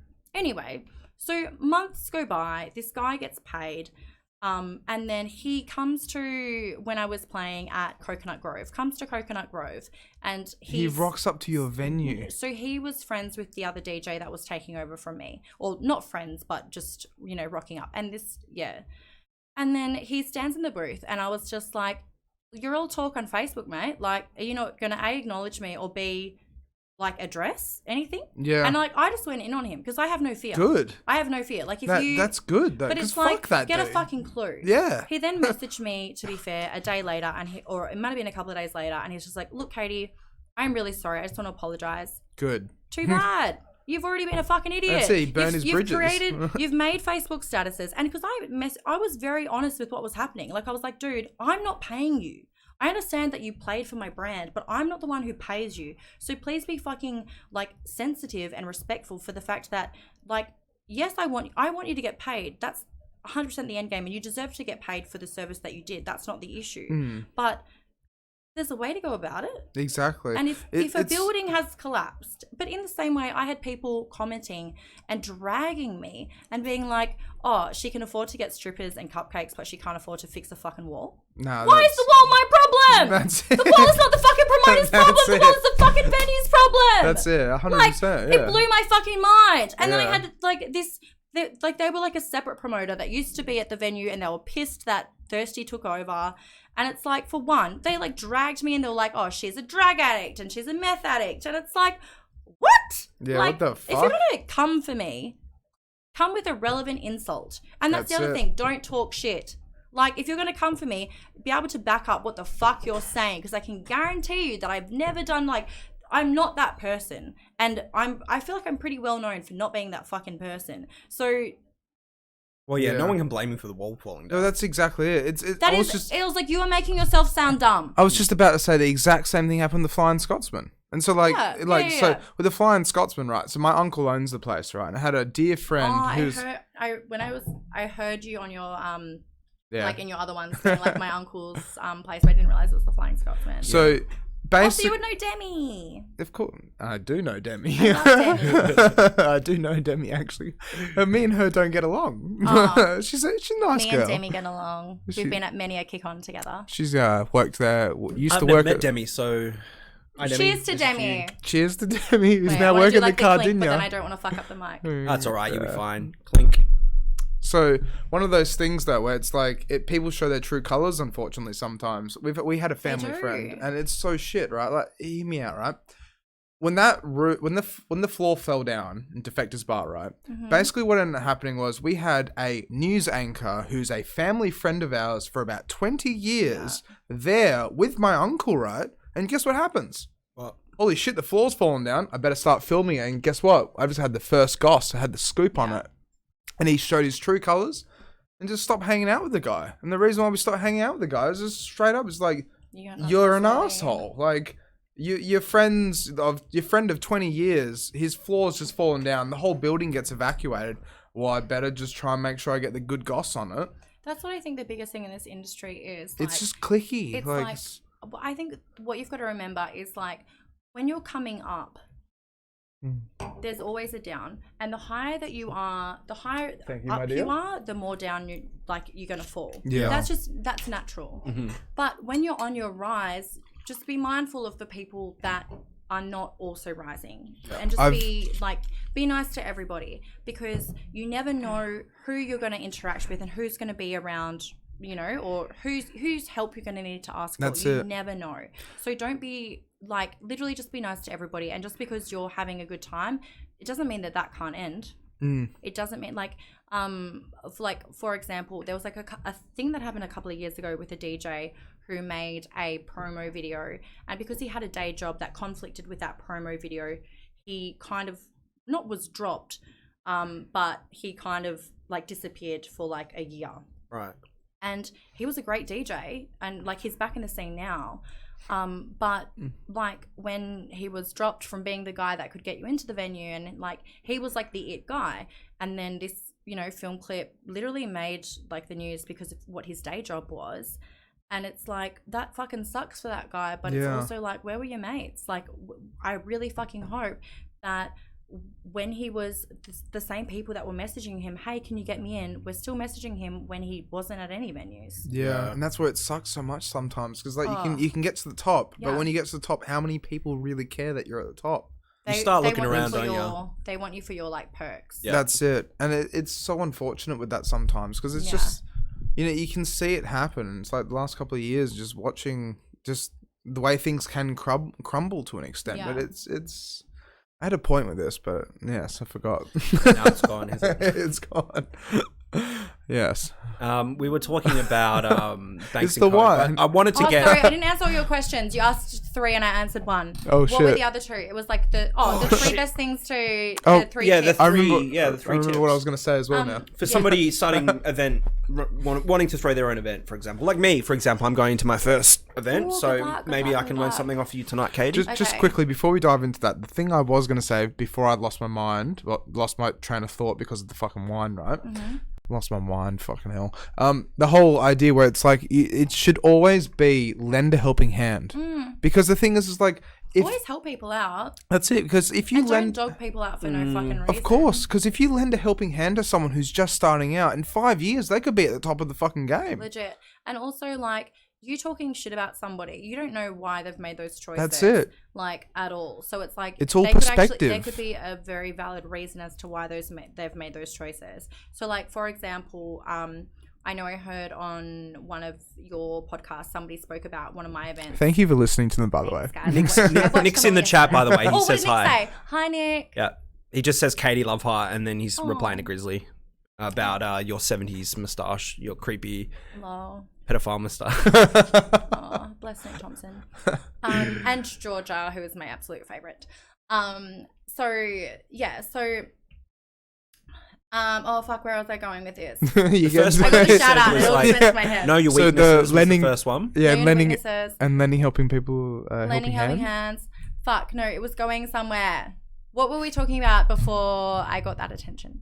We were talking about your company and running events. No. And running it successfully. No. It's the one. Oh my god, I know that when Jordan watches this, she'll know this pain because I'm literally all the time like, my brain just turned off and I don't know what's happening. I'm having a stroke. Be nice to people. Talking about. Georgia says you're my favorite too. Oh. We're actually starting a duo. Yeah. Just so you guys know, it's going to be called like the Barbie and the Bratz. Or like the Barbie and the Bratz doll. Yeah. But I was so upset because I was like, you're clearly the Barbie. And I'm like the little like I keep forgetting, doll. Sorry. There was 2 Nicks. It was Nick Owen. Shout out to Endorse. But Nick Thompson is also Nick, here. I love you. Oh my god, Nick Owen, I love you. Endorse. We also have a little duo thing because we were just joking the other week because there was like a group of like DJs who'd been around for a while that were dogging out DJs who do mashups, and I think Nick and I froth for mashups, so we're like, let's do a duo. We'll just be called mashups only. But yeah. Anyway, moving on. Mashups definitely, but like, do you guys pre-record them or on the fly? I love that people think I'm talented enough to know how to pre-record. I fucking do, and I don't even have cues. Really? I literally do everything. Yeah. I mean, I say like I literally do everything. Like I'm like, you know, that's not my job. But literally I do not have a cue for anything, but I just know the music that I play. That's that's the biggest thing, right? You have to know the music you play. Yeah, because Georgia and I just recently started doing back-to-backs at Magnet on Wednesdays for studio, and we had like half an hour. And also one thing, like also just own up, like what I was talking about, own up to your faults. So I'm really lucky in terms of I learned how to play on like really good decks like CDJ, Nexus 2000s, the like second ones, and they have like the lines for the wavelength, and a lot of the Capital Corp venues have the boxes, and it's like the 2000s, but it's like because they only have the box wavelength. The old and every school, time I see them, I'm like, you little box bitches, like it kills me. And when I go, because it's just harder to. Can't you change them though? By tapping not on them? those ones. No, not on those ones. Maybe I just haven't used the because I know the Nexus 2s you can, but yeah, they can, and it's a dream. But and who would prefer a little box? I don't know at what when they're like making the Nexuses. I don't know. Pioneer thought that was a great idea at some point. They're literally and like in the office, like, do you know what? Let's fuck the lines off. Yeah. Let's do a fucking symbol. No, because you're like watching and like you're panicking because you're like, fuck, I'm gonna miss it. And then they've got these little boxes racing, and you're like, I don't know who I am. Yeah. Like, I don't know what's going on right now. Like, somebody just. I can just hear bring Nick. back the lines. I can just hear Nick in the corner screaming, "Use your ears!" Oh yeah. Yeah. We'll get there. It's all good. Yeah. Like, how long ago did you start DJing? Well, that's the thing. I'm only a baby DJ, so Yeah. I've been learning how to DJ for like 5 years. And when I say learning, I mean like I did lessons here, and then a year later I was like, I want to be a DJ again. So then I did lessons here, but I started doing... Sorry, Nick and Georgia both think that the boxes are better than the lines. What? I just think pioneer I think shit. that's because though with Capital Corp they've like that's like their normal, and that's what they're used to, and that's what they've like Industry grown up with. standard. But like what I've grown up with is like the lines, so Right. that for me that's normal, because I'm sure if you learn on, and like now honestly, because I've been playing on them for like more so the last couple of weeks, it is getting easier for me. Yeah. But I remember rocking up to my first set and being like, what's with these little fellas? And because I just never seen decks like that, because I'm really spoon fed, and I'm really, really lucky that I've only played at venues that have like the Nexus 2s. But see, that's where I have to admit just quickly, it's so ridiculous because it's like for a full set of Nexuses, it's $12,000, $10,000 it's a lot. second hand, right? It's a lot. And then you can go and buy a Native Instruments Tractor S4 Mark III for $1,200, and you can do what I do. As long as you have the lines, jerk I don't off really you. care what I'm playing on. Because I remember, like, I said this to, I literally sent a group chat to, like, Nick Thompson, Rovey, and somebody else, and I was like, institute me. Like, I don't know what's going on with these little box bitches. Like, I know, surely you can get rid of them. And they were all like, I remember Rovey coming up to me, and he's like, so the boxes have got to, like, they've got to go in line, and they've got to be friends, they've got to match up. And I was like, I know, but the problem is I don't like them. But, like, I'll be honest about it, and I'll, like... They're not that accurate either, to be perfectly I think honest. it's so hard It's because pioneer, it's old I shit. reckon they just like go out. It's like, pioneer, they're just it's like all having shit. their own little party, and you're Yeah. like, guys, just hang out together. There's more, Mitch. But it's really like for me, it's difficult. Yeah. But I remember telling people that night, and then it got around the grapevine, and like literally 2 days later, somebody messaged me, and they were like, somebody said to me last night, they were like dogging you out and saying like, lol, did you know that Kayty Banks can't play without like the wavelength of being lines? And But it's like, I was making fun of myself. Like, I was owning that. Like, And I'm not therein gonna- lies the genius of Kayty Banks. But own what you can do and you can't do. Like, Yeah. I'm not But- going to be like, I'm technically amazing, because I'm not. I just have really good song choice, and I've got really good marketing. Like, The biggest thing about DJing, right? Because I have to admit, right? So market grounds, Friday nights are great, right? But Saturday nights they get like a rotation of DJs. I'm not mentioning names, but aren't Saturday nights Motive? no, maybe. So the thing is Hey, though, James, please book me again. oh god, I hope he's not working. Not watching. Are we still talking sorry. about Magna House? Just... No, we're talking about Market Motif. Grounds Oh, okay, and- market grounds. Okay, I don't know Motif. anything about market All right, grounds. I'm sorry. so look, if we're talking about Motif and you know James, all right, I I've wouldn't say messaged. I know James. Okay, all right. If I was at a club, I'd probably say, I know James, get me in, and a So, barker, but I don't there know are two DJs that have been working for them for a while now, right? And I'm not naming names. They're lovely people, right? But it's like 2 years ago, they didn't know what the fuck they were doing as well. But now they've progressed and they've learned and they've gotten to the point where they can play an all right set, right? I'm not naming names, but it's one of those things where you can't build Rome in a day. You can't be and Jimi also- Hendrix in a But day. that's the thing, like, and I always joke about, like, playing before and after Rovey and Nick Thompson, because they're both really technically amazing.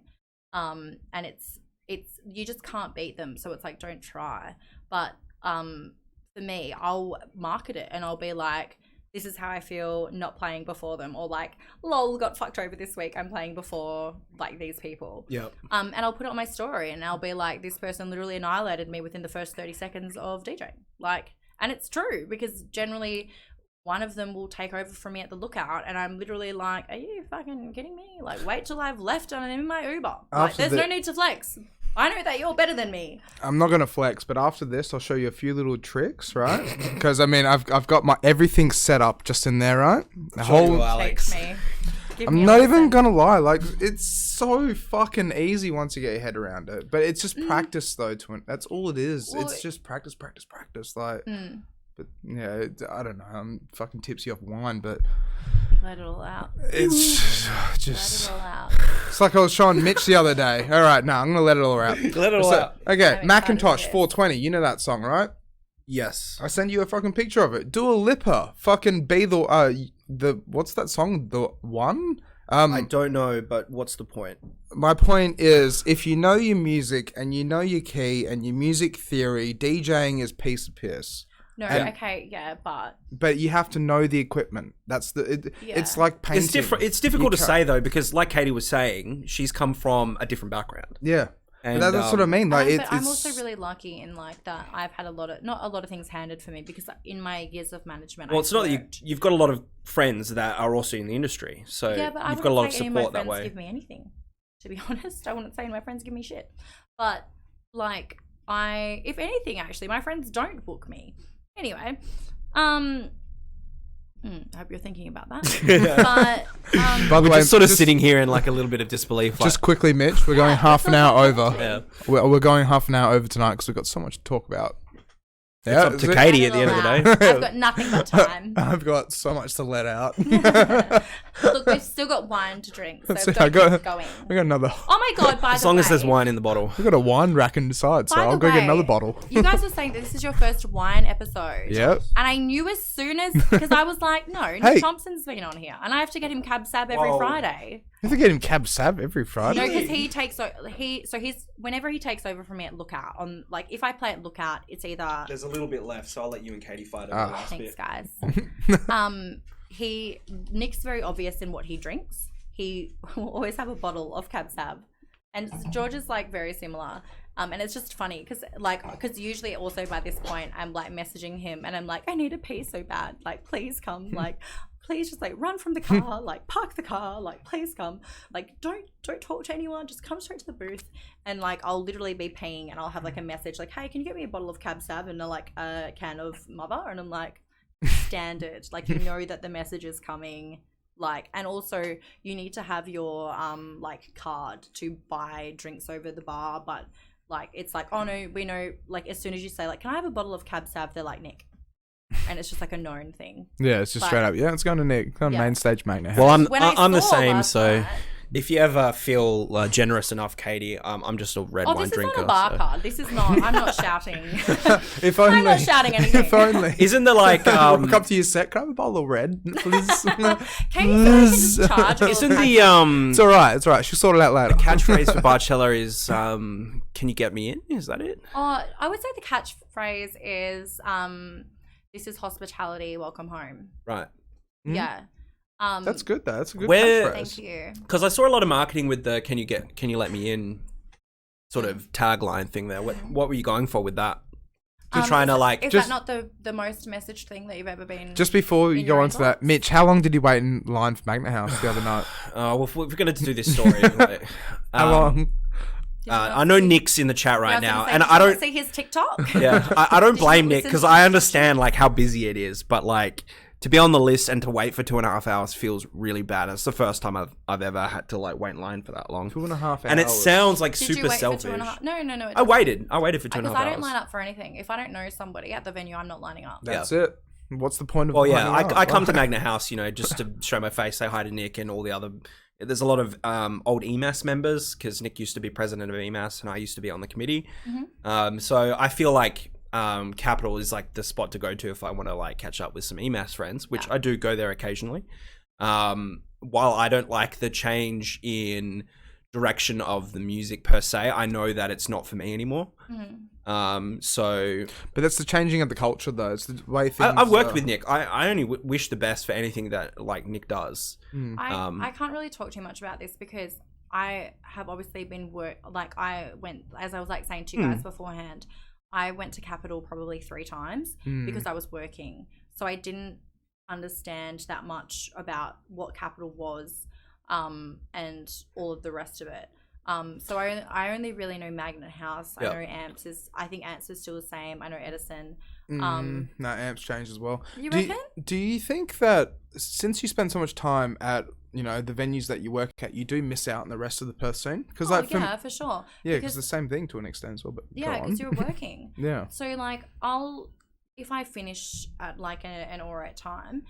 And if I've got friends playing at other venues, I'll generally come. So I used to play at Sweet and Sour for Tiger Lils, and Gabby Torrance used to play at Edison. And so on my breaks, I would come down and I would like run down to see Gabby, because otherwise when am I going to see her? Because we're both working, we're both time DJs. Exactly, yeah. So it's literally like hey, can you get me in because I've got this amount of time. If you can't, that's fine. Yeah. But I've got to run to my next job. So that's where the whole like, can you get me in thing came from. And also because hospitality is so entitled, we don't want to do anything. It's like, what? Lining up like a patron? Absolutely not. I mean, like, bar card, meet me in the green room or the disabled toilet. You don't realize how much it sucks until you're like in the line for 2.5 hours. Disabled toilets, holy shit. Yeah. Well, I wanted to make that because in the video it says like meet me in the toilets, but I wanted to make it meet me in the disabled toilets. But I thought that people might not actually understand what the joke was there, and I didn't want people to think that I was like. Yeah, insinuating something that untasteful or like distasteful. So the can you get me in thing I think is very like more relatable to people who don't usually get on the list. You know what I mean? Yeah. Because that is the 99% of people. Yeah, the average patron. Yeah. Unless you go to those venues where just everybody's on the VIP list and the VIP list isn't the VIP list. Well, yeah, but that's just marketing. Yeah. Because the thing at the end of the day is that everybody wants to feel important. So if you have a message from a venue saying, hey, I've got you on my VIP list, do you feel better or do you feel worse than the person that's lining up and has to pay? Well, yeah, exactly. Yeah, 100%. That's the thing. Like, I get a lot of hate from the clubs that I started at, but it's like I can tell you exactly why we did everything that we did that way. Yep. And everybody's obviously welcome to their opinion, but make sure that it's educated and make sure that you understand why you're thinking that. And like, yeah, we had a ton of promo accounts, but do you know why? Because Facebook has a cutoff of 5,000, so we can only have 5,000 people per Facebook account. And when that's your full-time job and you're like racking up like I had like 12 accounts or something. I couldn't even tell you all of my last names that I had.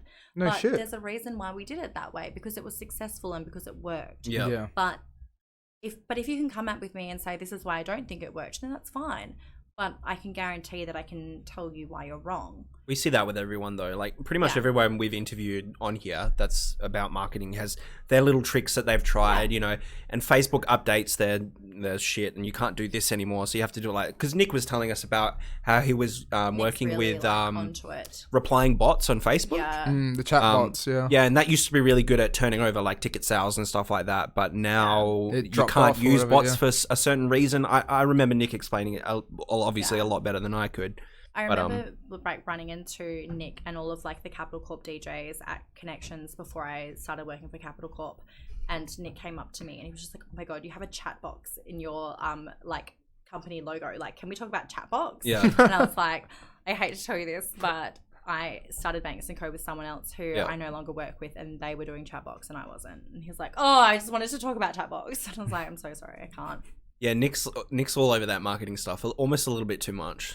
No, but you have to be. You have to be. Well, yeah. It's like, and especially, I think if you're like into marketing, you're like, please, it's like literally like wanking each other off, and you're like, please tell me what you do. Like it's like you because it's your passion. Yeah. And I think that's the thing with marketing is if it's not your passion, then that's fine, but it's probably just not for you. In the same way as like promotions. Yeah. So you get a lot of like events and like, because marketing can be quite cutthroat as well. Yeah. And it's probably why you take the business stance of like, I know what I want. Yeah. And I'll say what I want and I'll go for it. Yeah. And you've kind of just sort of got to put your blinders on to like who you step on the way, because that's just a part of doing business, I guess. That's the way it works in the system that we have. That's the thing. It's not a personal attack. It's business. Yep. In the same way that when I launched Barcella, there was someone who also wanted to do an industry event, but I knew that I could do it better than him. Yep. And I had told him the year before, "You're more than welcome to try this, but I will annihilate you." And I'm being honest about it. I love my that event's quote. going to be better than you. Like, I'm sorry. It's straight up a dog eat dog world. It's the business world. Yeah. That's how business works. About it. Be honest about it. Yeah. As long as you're like that's upfront, the key then thing that's that fine. puts you above them. Like, not above them, but like, you know, in front of them. Being honest, being straightforward, being polite, being and nobody nice, can attack you if like, you're honest as well. Exactly. You know, you can't hurt anybody's feelings if you're being honest, because you're. Well, I don't know about hurting people's feelings. Everybody has like a different like the thing way is, they though, take it's stuff. the business world. If you hurt someone's feelings in business, well, they're not doing business right, because you shouldn't be hurting their feelings. The way I see it is like, if you're honest, and even if your honesty is wrong, fundamentally wrong, at least you're honest. You know? They can't attack you for lying. That's exactly it, because you're not lying. You're being upfront. But the thing, it's just business in general.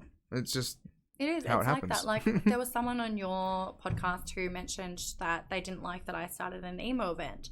That's business. Like I saw an opening and I took it. That's and it. also I am like, I know that I look basic, but I am passionate about that. And I'm from Melbourne. I grew up going to Bang and Plastic. You're from Melbourne, really? Yeah. No shit. Yeah. So those are the nights that I went to. And then when I came to Perth, it was always a dream that I would implicate them. So it was so flattering to hear that when I started my emo night, that it essentially crushed the emo night that was like sister brands with the brands that I grew up with. Because I was like, oh my God, how flattering. Like, and because my launch night for Sad Reacts killed it. Like it was insane. Like literally killed it. And I know there were like comments about like, but you guys have balloons, it's not environmentally friendly and things like that, and like the decorations, maybe they're tacky. But it's like, for one, most of my stuff is gimmicked. That's just my style and that's my brand.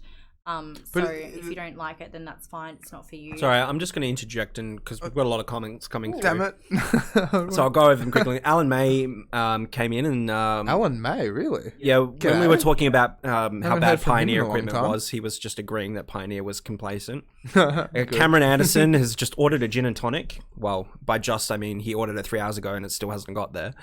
And Nick is... like a throw or like throwing shade at the venue, or I think I went to uni with that guy. No, I don't think it's throwing shade. I think he's just ordering it. Yeah, just ordering getting a gin and drunk. tonic. Yeah, fair enough. It's a good drink though. Brendan's here.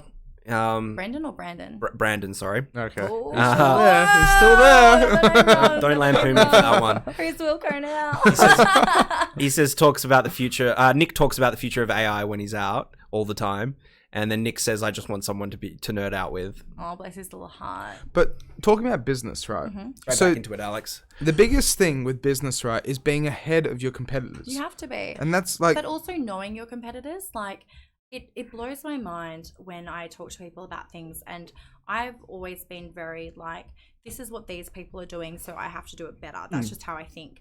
And maybe that's right, maybe that's wrong. That's just how I do it. I've spoken to people who were better than me, like recently, like working at Capital Corp and talking to Ben Steele, who ran last night in OSNAP.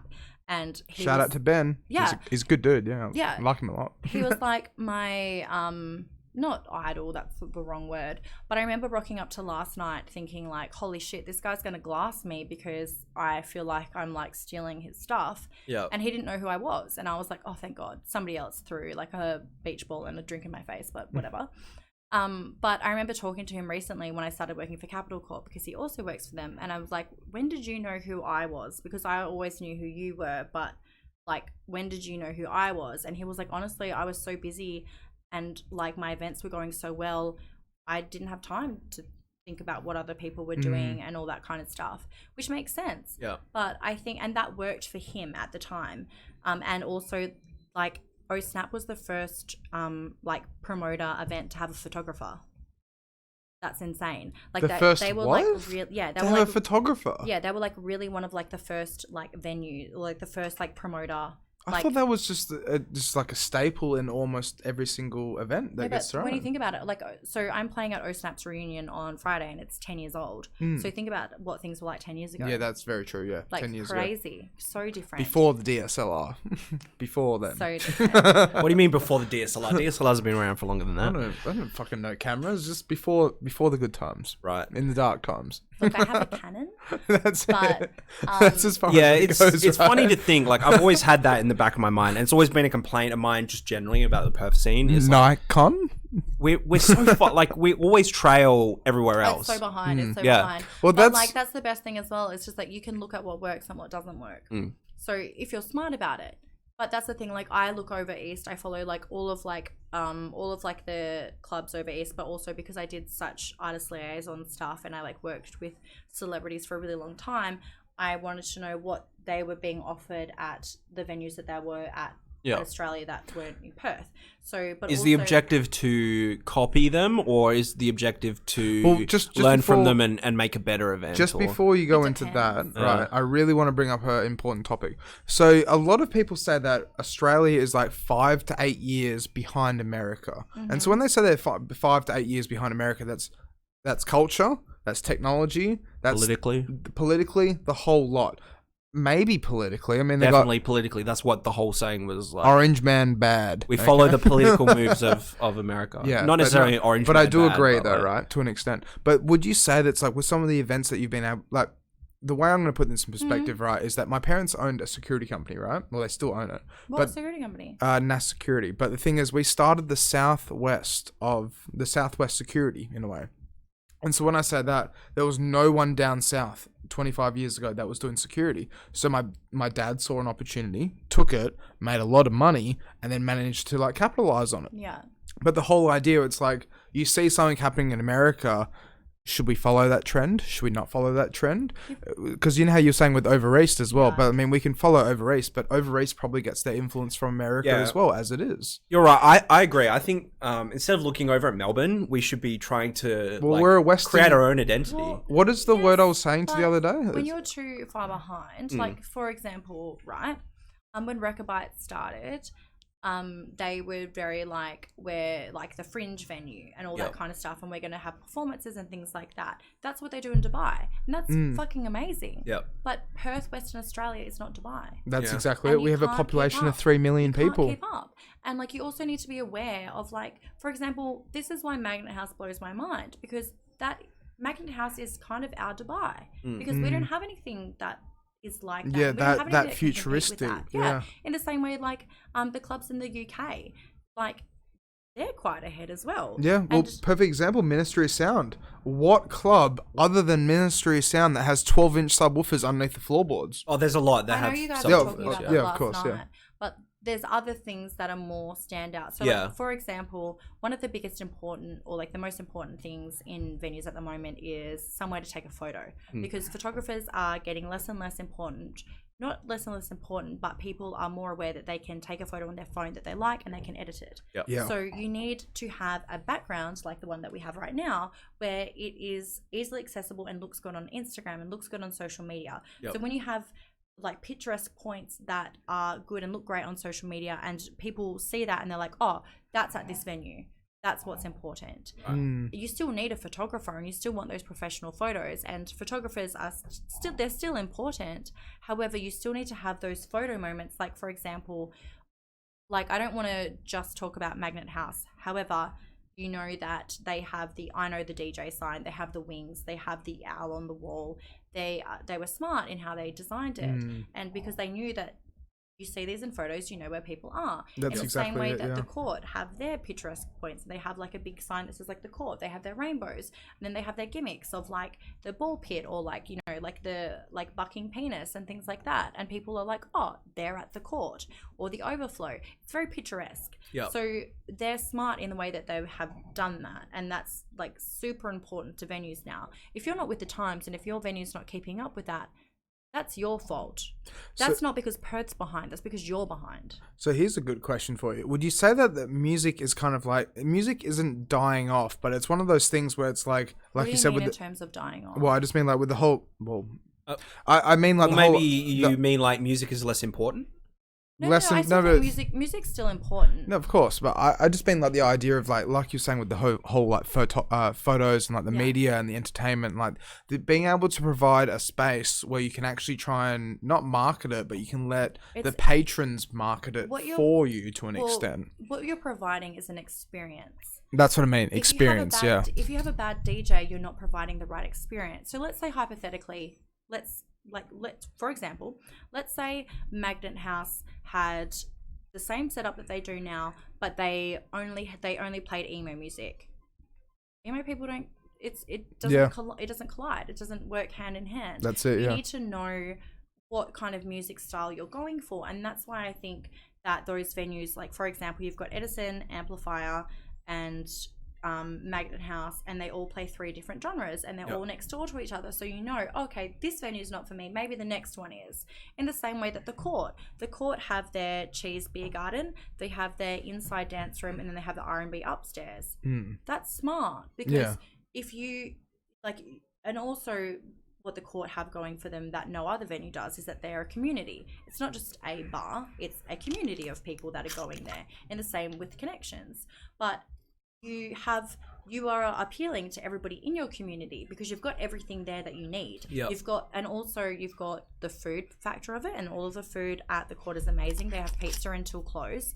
It's amazing. So they still do that. That's amazing. Yeah, that's so good. They have a pizza, and they do by the slice or the entire deal. But people aren't leaving to get a dirty kebab. Exactly. They're staying to eat the pizza because we've talked about that before. Everything that they need. Yeah, that's the thing. Where it's like you can fulfill their needs to an extent. Why would they leave? They have no reason to leave. If you can't do that, that's not anybody else's fault but yours. You need to make sure that you are appealing and like that you're not behind the times. In the same way that a lot of DJs will say to me, but I don't think marketing is important. It wasn't important when I started. It's skill, and I know that I'm skilled than you.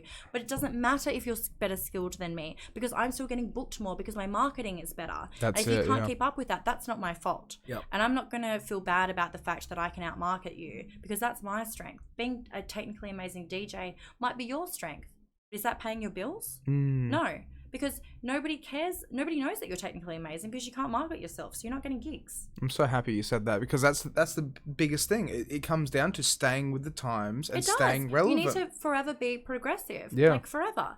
And like, so I had a situation not a couple of years ago. It was like literally last Pride, and I got offered a set at Pride, which was my dream set. That sounds pretty cool. I frothed for it. But I was already booked to play a venue. So I was like basically finishing at 9, starting at 9 at the court. It was like a 1K distance. And I messaged the other DJs ahead of time and I just said, hey guys, I've just been given like this amazing opportunity. Is there any way that, you guys can work this out so that one of you comes in earlier, et cetera, et cetera. It would mean the world to me. It's Pride. This is a once a year situation. And the other DJ was like, no. I have a contract. I finish here at this time, start here at this time. That's it. And then the other DJ, who is such a gem, was like, don't be a dick. It's Pride. Yep. Like, and I'm very lucky that he's very aware and very supportive of Pride and all that.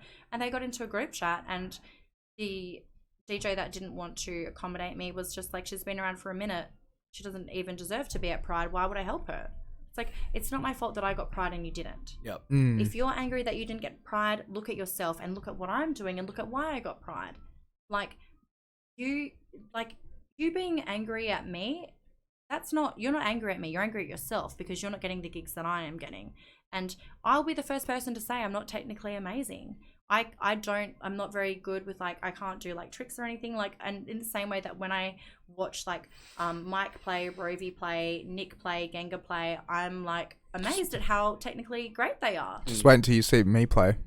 I'm just going to drop that there. Wait, half an hour. But I don't market myself as that. Yeah. So you need to be aware of like also read the room. Like, do people care about that anymore? And I'm just like shitballing here, but do you think there's a comparison to be made between yourself and like, say, like Paris Hilton?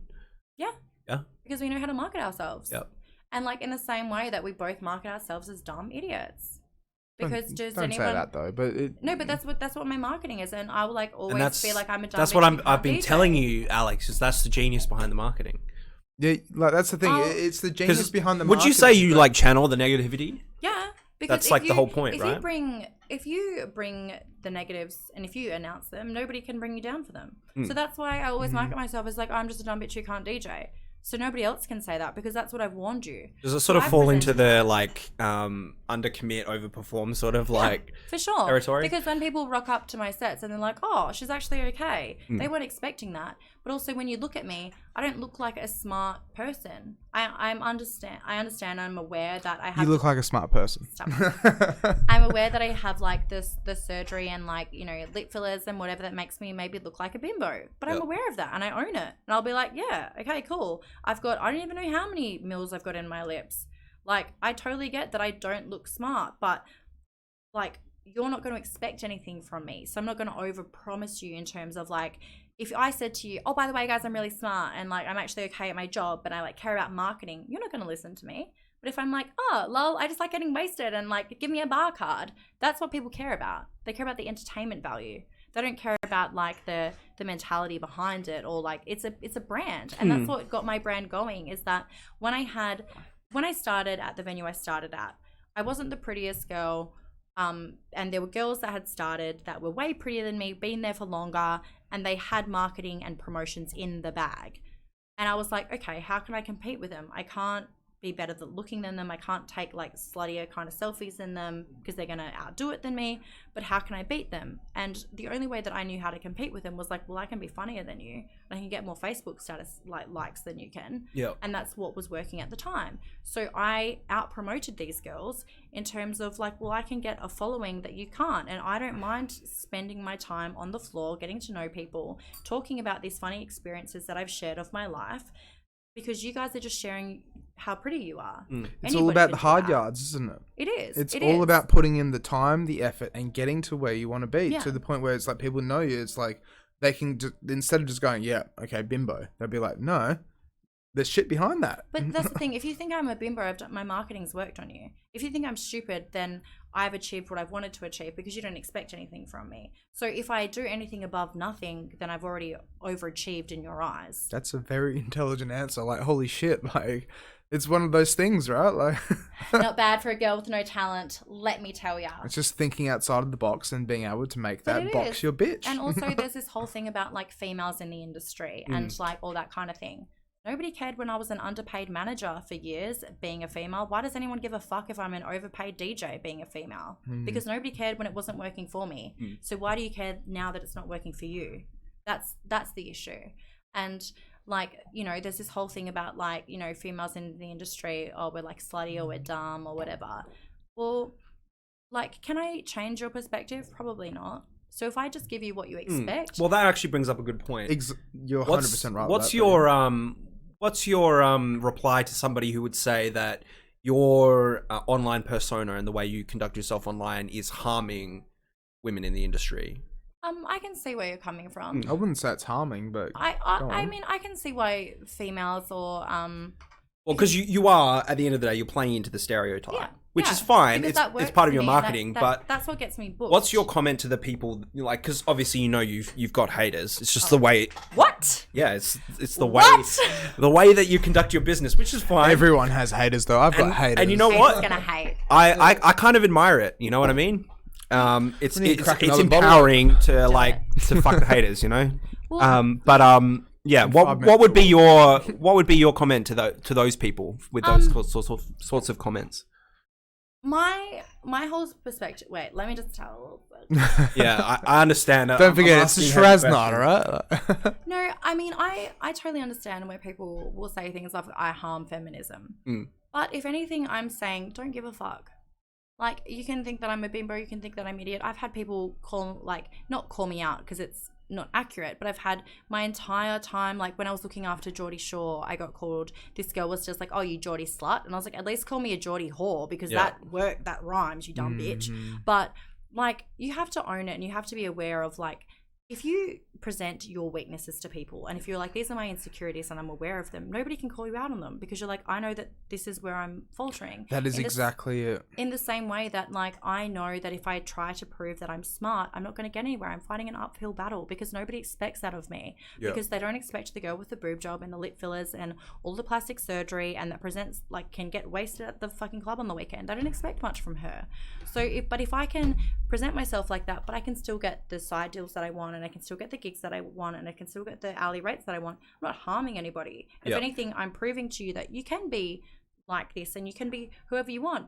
It's more, you're so welcome to be a smart girl. And like, when I came to Capital Corp, one thing that I said that I really, really admire about Gabby Torrance, Georgia McGrath, or DJ Gigi Lauren is that they don't market themselves as idiots and they still get gigs. But from the experience, my experience was different to theirs. And my experience was that I had to market myself that way to get guest list because that's what was winning on Facebook at the time.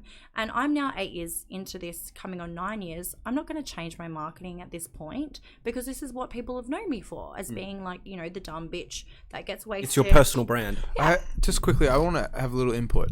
Even though it's the wine, it's not the wine, right? I just have to say, I feel like you're going to go far. You're going to go far. And it's one of those things where it's like with awkwardness kind of thing, right? With awkwardness, if you're not awkward and someone's awkward, well, then they're awkward. Yeah. If they've got a problem and you don't have a problem, well, they have a problem. Yeah. And it's one of those situations where it's just like with marketing and everything else, that if you go out and you go and do your thing, and then someone else is just like, oh, I don't like this song, or I don't like that, or this or that, and they jump up and down, it's like, it's their problem. Yeah. It just comes down to their insecurities.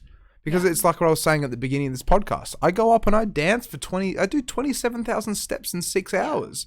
And it's like, at the end of it, I'm sweating my ass off. I'm over the top. I'm tired. I can't be bothered. I just want to go home. But if someone comes up to me and is like, oh, you did a shit set, and be like, okay, all right, well, you go and do what I do. Fuck you too. See you later. Well, that's the thing. Like, for me, I'm like, well, you didn't get booked tonight. So that's exactly it. I don't really care what your input is. And like one thing, when I had, I didn't even realize this until recently. And I was having a meeting with the managers of Capital Corp, and they were asking me, where do you play? And I was telling them, and I have really, really good residencies. So I play at the Old Synagogue in Fremantle, Coconut So Groves, jealous of that. the Court, Magnet House. And then I have other gigs. So like I played at Seasons in my first year of DJing.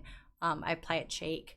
I've played at a ton of one-offs. Like I've already done like TV and like those kinds of things. I played at like Channel 10, like holy shit. Yeah, I did like an EDM festival and things like that.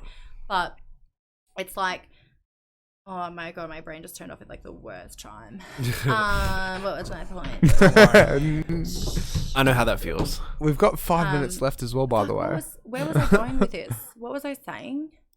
How important it is to be yourself and do your thing. I literally can't believe my brain just turned off in like literally the worst time when I was proving a point about how I'm not. I'm a whole bottle of wine down, so I'm a little bit tipsy, but yeah. Oh, like. sorry. I was having a meeting with Capital Corp, and they were like, "Wow, you only play at the cool places." Yep. And I was like, they actually said that? Yeah. Because I was like, fuck yeah, I do. I didn't even realize that. Like, I'm too busy working. I didn't fucking even realize I only play at cool places. Yep. And I'm really lucky that I only work with companies that I like. And I'm really, really lucky that I came up really, really quickly because of the connections that I already had, and I didn't have to accept the jobs that I didn't want to. And in the same way that like I will overcharge because I know what I can deliver, and I might not be technically amazing, but I'm an experience, and I will provide you with an experience. And that's like, so for example, like the Proud Awards are coming up, where it's like vote for your favorite DJ who plays at a gay venue, and it's like, I didn't even know the nominations were open, and I had people sending me screenshots saying I voted for you, and I'm like, that's amazing. I'm so busy, I didn't even know what's fucking happening. Like, this is great.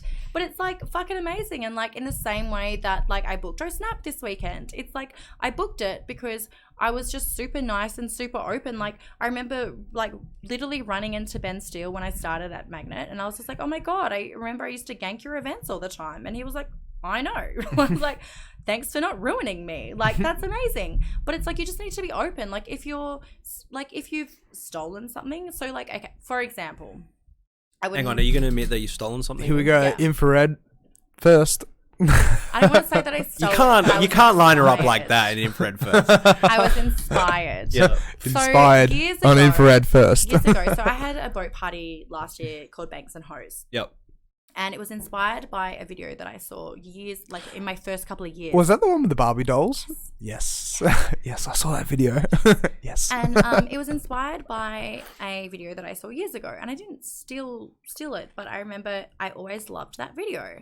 And I remember I had a group chat with other promoters, and I was like, does anybody remember this video? Like, I'm trying to find it online and I can't find it. And I found the video, and I was just like, oh, I'm pretty sure this company doesn't exist anymore. Everything's all good. It wasn't. They do exist. And they commented on my video pretty quickly of like, are you fucking kidding me? And I remember sending my promoter friend group chat a message and being like, fuck, like, I didn't expect this. And they were like, you have to now. Did you copy the promo video? It was inspired by it. So okay. their promo video had Barbie dolls. Mine had Barbie dolls. And it was just basically a boat party. It's just a cheap way to promote a boat party. But the thing is, though, if you didn't... Please don't sue me. But how can they sue you, though, if it's just like, it's different movements, it's different actions, it's the Barbie doll's doing this and the Barbie doll's doing that. Well, thing about... Are they a Perth-based event as well? Yeah. But it still shouldn't matter. I mean, we live in Australia, though, not in America. In America, you can sue anyone for doing anything. You can do that here, too. No, but I mean, you like, can, they but they'll throw it out. They could have, like, gone a lot harder. Yeah. And all they really did was, like, comment after... They gave me a week. And I didn't. I think I loved their comment. And I never backed down from anything, but this time I knew that I was like, I had been really inspired by them, and I was so inspired to them to the point where I was almost going to reach out and be like, can I just pay for your video, because I really like it, and it's so timeless and I really just fucking love it. But I went the little bitch way out and just did my own, and trust me, I paid for it in the end. Because there were so many issues with the fucking boat company that were insane. Right. It can be like that though. I've been told a few little things about boat companies when it's like trying to offer charters and honestly, you can't do this and you can't do that and this has to happen I was scarred. So when I got reached out in the last few months to do float, Crystal Swan Charters and I are doing an event together, float. And I was shocked at how amazing they were to work with. I was like, are you joking? Like, everything's really very easy. And I'm like, I literally was almost suicidal over Banks and Hose because I had the police calling me. Like, it was insane. It was really, really insane. Was that just over liquor licensing or some shit, or? Yes, and the licensing of the boat. Right. Which I wasn't presented with at the time. But so isn't that under them, though? Yes, it is. Yeah. But if you're selling tickets, people don't think the boat's the dickhead. They think you're the dickhead. That's so ridiculous, though, because it's the company. You know people don't care. People don't care. Yeah, and people are when idiots. It's your reputation that's paying your rent. Yeah. You've got to take the hit. So, like, for example, I ran Banks and Hose knowing that it was going to run at a loss because I knew that because of the issues that the boat had, I couldn't sell 100 tickets. I had to sell 50, but I had budgeted to sell 100 tickets. Right. So I had to run at a loss, but I couldn't tell the 50 people I'd already sold tickets to that this is going to be half-assed or it's going to be a little bit shitty, or I couldn't be like, hey, I've had these issues, because they don't care. They've just booked for a boat party. That's it. They don't want to know your personal problems. You still have to just provide the experience. I remember provide the time. sitting, and there were so many issues on the day with the boat company.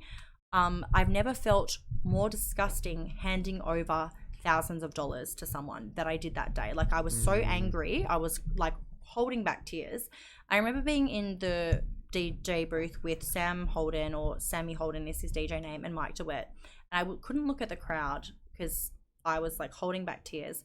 And I remember Mike was like joking about me with it. And then he eventually said to me, what's done is done. What matters now is how you present yourself over the next 5 hours. If you present yourself as having a good time, nobody's going to know.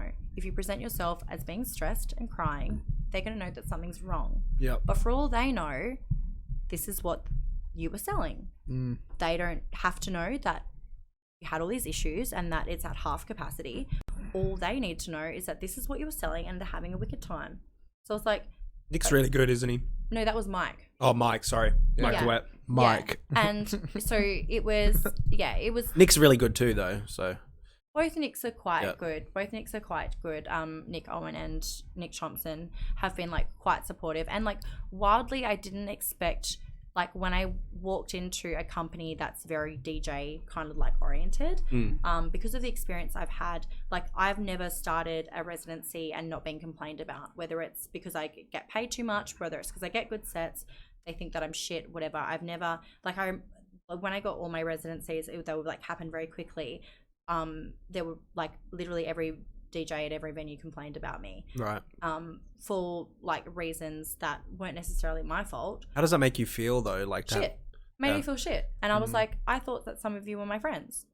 And it's one of those things though. It's like you can take it to heart, or you can just like go back out there and just do it better. But that's I remember like saying to all of them, none of you cared when I was booking you and I was getting underpaid. Yeah. Like why is it an issue now that I might be getting paid more than you, but I've worked my ass off. Girl, you worked for that. Like, it's so ridiculous. Like, it's business though. That's where it's so fucking dumb legit, though, right? And like I remember, so I was closing in Fremantle around the same time as Rovi Rush was playing, or like we were both closing different venues at roughly around the same time. So we'd get Ubers back to the city together because we both live in the city. And I remember we were having this conversation about being booked from your marketing or being booked from like your talent and all that. Rovi is fucking talented. Like literally the most He's been talented in the scene DJ. in a long Yeah, time. and if you talk to him about, time. I didn't even know the things he was telling me, like how he started off as like a house DJ and like Force Majeure way back in the insane. day and all sorts of stuff. He used to teach. He was a professional chef and he used to teach himself how to DJ on a laptop on his lunch breaks, which as a chef are not long. Yeah, like, no, it's that's insane. exactly half an hour. Legit. 20 minutes. Oh man, not even half an hour. Half an hour would be like that would be like Christmas morning. Yeah. But we were talking and having this like debate or discussion about DJs and whether they get booked for their talent or because of their work ethic or whatever. And I remember like he was like, you know, I'm not for, if you don't get booked for your talent, I'm not for it or whatever. And I remember being like, oh, this is uncomfortable because I'm booked because like of my like ability to market. And I remember him being like, you work fucking hard to get booked where you do. And I was like, thank you for understanding because it's not always easy to market yourself as the idiot because sometimes you want people to know I'm actually not dumb. Sometimes, you are opening yourself up to a lot of like negative reception. Yeah. And for me, I know that that's how to market myself and that's what I'm comfortable with now. I've lost relationships from it. I've lost boyfriends because of it because they're like, well, I don't want to be dating the dumb bitch that's everybody thinks is an idiot. Like, or when I was like doing a lot of stuff with Geordie Shore, like a lot of my boyfriends, I say a lot of my boyfriends, it was literally one boyfriend at the time that I was dating during that time, who was like, I don't want to be with the girl that could be essentially hooking up with these guys from MTV. Like, sorry, but that's not what I want. And I was like, well, that's really sad that that's what you see it as. It's so ridiculous though, because like in my perspective, right, I've only ever had one relationship and I'm 28, right? I only ever had one relationship. But we'll dig deeper into that issue after the cameras are off. But what I want to get at though, right, is going up on stage and presenting yourself and providing this atmosphere, providing this party, going up there and doing what you are paid to do to an extent. You know, if you're with someone, they'll be like, oh, I didn't like you doing this or I didn't like you doing that. But it comes down to understanding why you're doing it. Yeah. You know, if you go up there, there's a reason why you're going up there. Like I was going to say this before, but I'll let you guys go on. It's one of those things where it's like I was saying, it's like, you know, it takes two to tango, right? If you go up on stage in front of 5,000 people, I know, yes, we need to wrap it up, bitch. Oh, I was actually just going to say that I really need to pee. And we're 35 minutes over time. I know, and I need to pee as well, but I just want to quickly say one thing. I love that you guys warned me about peeing we're the ones. I was not expecting for the podcast to be like just so like flowing and like it's good. Guys. It has. You're definitely just a flower. You're definitely coming back on. Thanks. I would love that. But it's one of those things, right, where it's like if you go on stage and as long as you're having fun, well then if you're having fun and you're up here and then people are trying to drag you down, but you stay up there, you stay up there. That's the thing. You're selling an experience. That's exactly and, it. like, that's what people need to remember. And, like, I remember that I've had 2 experiences where this has worked against me in terms of, like, relationships. So I had one boyfriend who met me because he was a DJ and I was a manager. And I remember him talking about what it was like to date me. And he was like, dating you is like dating somebody who works at McDonald's. And McDonald's he said McDonald's isn't cool anymore. And I was like, holy fucking shit. I would have just said, there's the door. See you later. It wasn't even like a good he like... said it to me. That's horrible. Oh, it was fucking awful. But I was like, holy shit. But for him, he's like, my time in nightlife is over. I'm done. You're not. And I was that's what I just don't understand sometimes. Because people don't see it as a real job either.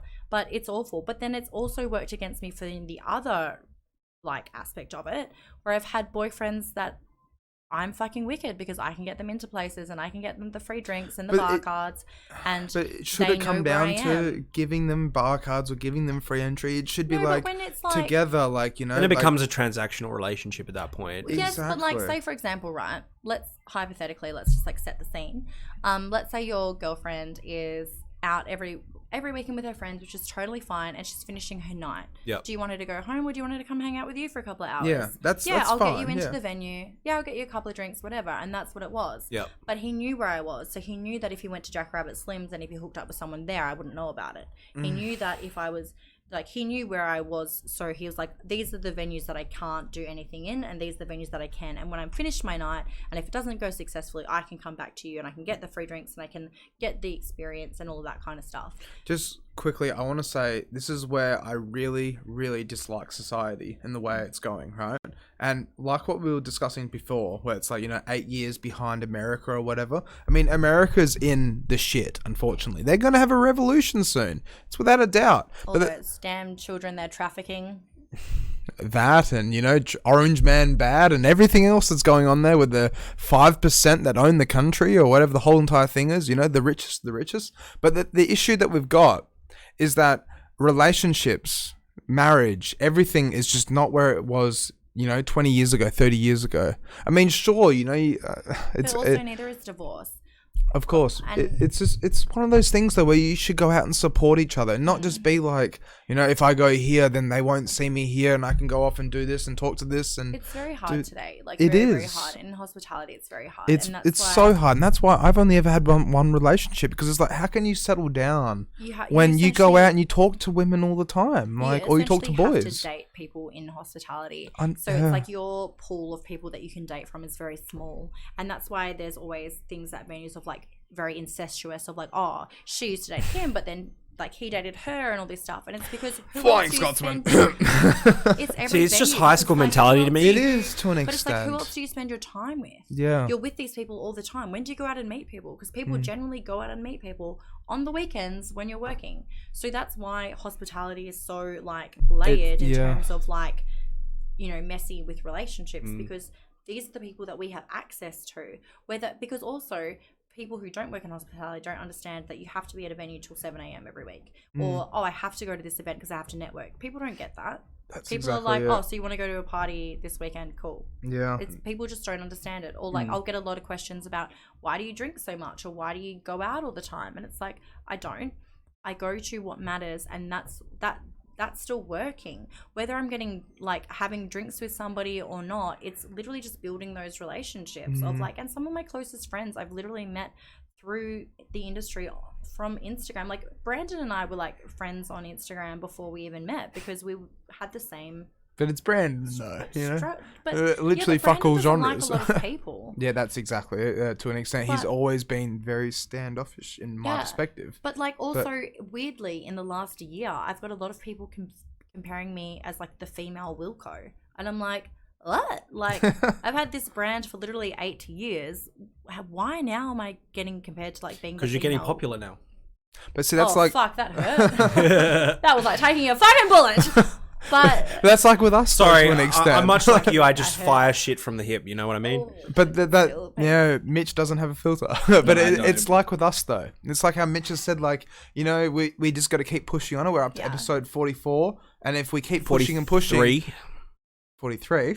All right, but we'll get to that point. Then it'll be like, okay, we might start hitting 2K, 5K, 7K.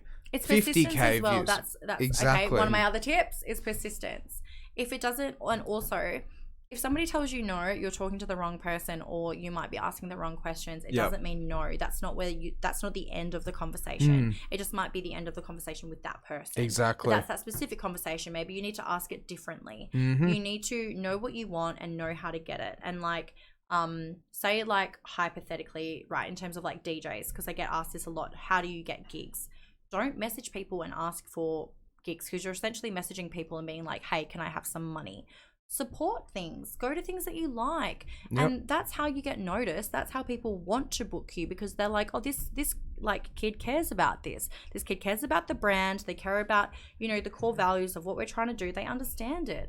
Not the person who is like, oh, I care about this today, but tomorrow I'm going to care about this, because you can't jump from venue to venue to venue either. A lot of DJs do that, but a lot of DJs kill themselves by doing that, because you need to be loyal. You need to be like, these are the venues that I'm loyal to because I care about them, but also be honest with those venues in what you want to do and all that kind of stuff. Don't go hang out at venues if you don't like them. Like, regardless, like, I don't do that. I like literally spend a lot of my time at the venues that I fucking care about, because they're cool venues and I want to give back. In the same way that, like, with Corona, I had a lot of DJs during Corona. I had a lot of DJs that were like, I'm not willing to play for less than this because this is what we've been playing on for the entire time. There is a global fucking pandemic. like pull your head out of your fucking ego and be aware that this venue is no longer in the financial fucking status that it was before this fucking global pandemic, that you are no longer entitled to that amount of money. Work with that venue, because if you don't, somebody else is willing to. And I'm telling you right now, when Corona is over, they're going to go with the people that were willing to work with them over the people that weren't. Like I had somebody recently say to me, I'm not worth less than $120. And I was like, you can suck my fucking dick, because I'm not over the whole you. night, or $120 an hour? Per hour. Per hour. Just quickly. That's like double the going rate? Just quickly. I was offering them $80 per hour. I got $80 an hour. And I offered them a set at Barcella, and they would not take it. We had a girl come through who decided to call herself the Queen of Perth, right? And she decided First of all, I have no fucking idea who you're talking about, because nobody is the Queen of Perth. That's it, right? And but why would you want that title? She was saying she's the Queen of Perth. $120 an hour to go play Saturday night at the Market Grounds. Who is this? I will tell you after. Okay. Oh, I feel like now I might know. Yeah, now you might know. But the thing is, though, laughed at and told to just get real and just negotiate proper. $120 an hour. You do 4 hours. What the fuck's that? It's like $500. But 5 years ago, $120 an hour was a lot more achievable. It's a different. It's a different economy. Yeah. And you need to move with the times. Like you can't be like, oh, but I'm used to getting paid this much money. Times fucking change. They do. So if you're used to getting paid that, do you know what? That might have been the fucking heyday. We'll also, we had that many fucking bogans with all the fucking mine sites that we had, with all the fucking FIFO. We don't have that anymore. Yep. So fucking wake up and be like, do you know what? That was fucking great. However, times have changed, and this is the hourly rate that I'm willing to go on. And also, we press play for a fucking living. Get your fucking head out. I don't, but I tried not to. But do you know what I mean? Like, but no, I know exactly what you're saying. And people complaining, but I'm, I get tired and I don't want to play after 2 a.m. Shut the fuck up. No, you get booked to do it, you do it. That we can play. That's it. Fuck up and fucking do your job. I don't care exactly if you can't. I don't care if you're tired. In the same way that venues don't give a fuck if I'm tired. Yeah. Fucking suck it up and do your fucking job. You have the most luxurious job in the fucking world, where you can rock up to work. You literally get to play music for a fucking living. You get bar cards. You get free entry. You probably get to have a couple of friends in for free. It is not that hard. Yep. Kayty, I have to admit, you just shine a light on the perks of DJing. I have to say, it's the exact same thing. When I got booked to do 38 hours in 3 days, right? But that's amazing. That's an achievement. That's what I mean. I didn't jump up and down. Oh my God, it's so hard. Like, literally, I got called up and it's like, I just finished a gig Sunday afternoon. I'm like, I can't wait to go home. I've just done fucking 30 hours. It's like, oh wait, someone's calling me up. Oh, you want to do another 6 hours at this winery? Yeah, sure. Okay, I'll go do that. It's like, it's an achievement. It's fun. Yeah, I get a lot of DJs that will like respond to me. I don't know how you play it as long as you do, or I don't know how you play as often as you do. But it's like, not hard. Like, well, do you know what? It's suck it up. Yeah. Like literally just suck it up. Glue some fucking eyelashes to your face and you fucking do it. Just don't take your sunnies off. That's all I do. I'm sorry to be the bringer back. I know. But we have to wrap it up. We have to wrap it up. Do you want to move to the plugging segment? Yes! Yeah. Yes, I do. Okay, so the plugging segment. I have to ask, what events, we didn't get to go into it, but what events We what got events so, do like, you run? caught up. So I literally had to write them down because I have a few too many. So you have Float? So Float is coming up. Juicy is about to launch. So Freya is about to launch. Barcella is about to run. It's like literally 4 weeks yesterday until it's launching. So it's basically like hospitality's New Year's Eve. So it's a night for basically, we've had a shit year, and all Ben Tua and I, or B Diddy McDarty, also known as, all we wanted to do was create a night that we deserved. And we felt like the hospitality nights that had run before, the hospitality balls that had run before, hadn't given us a fair running in terms of like, they weren't inclusive of everybody, and they were average. It was very like copy and paste, this is the night, whatever.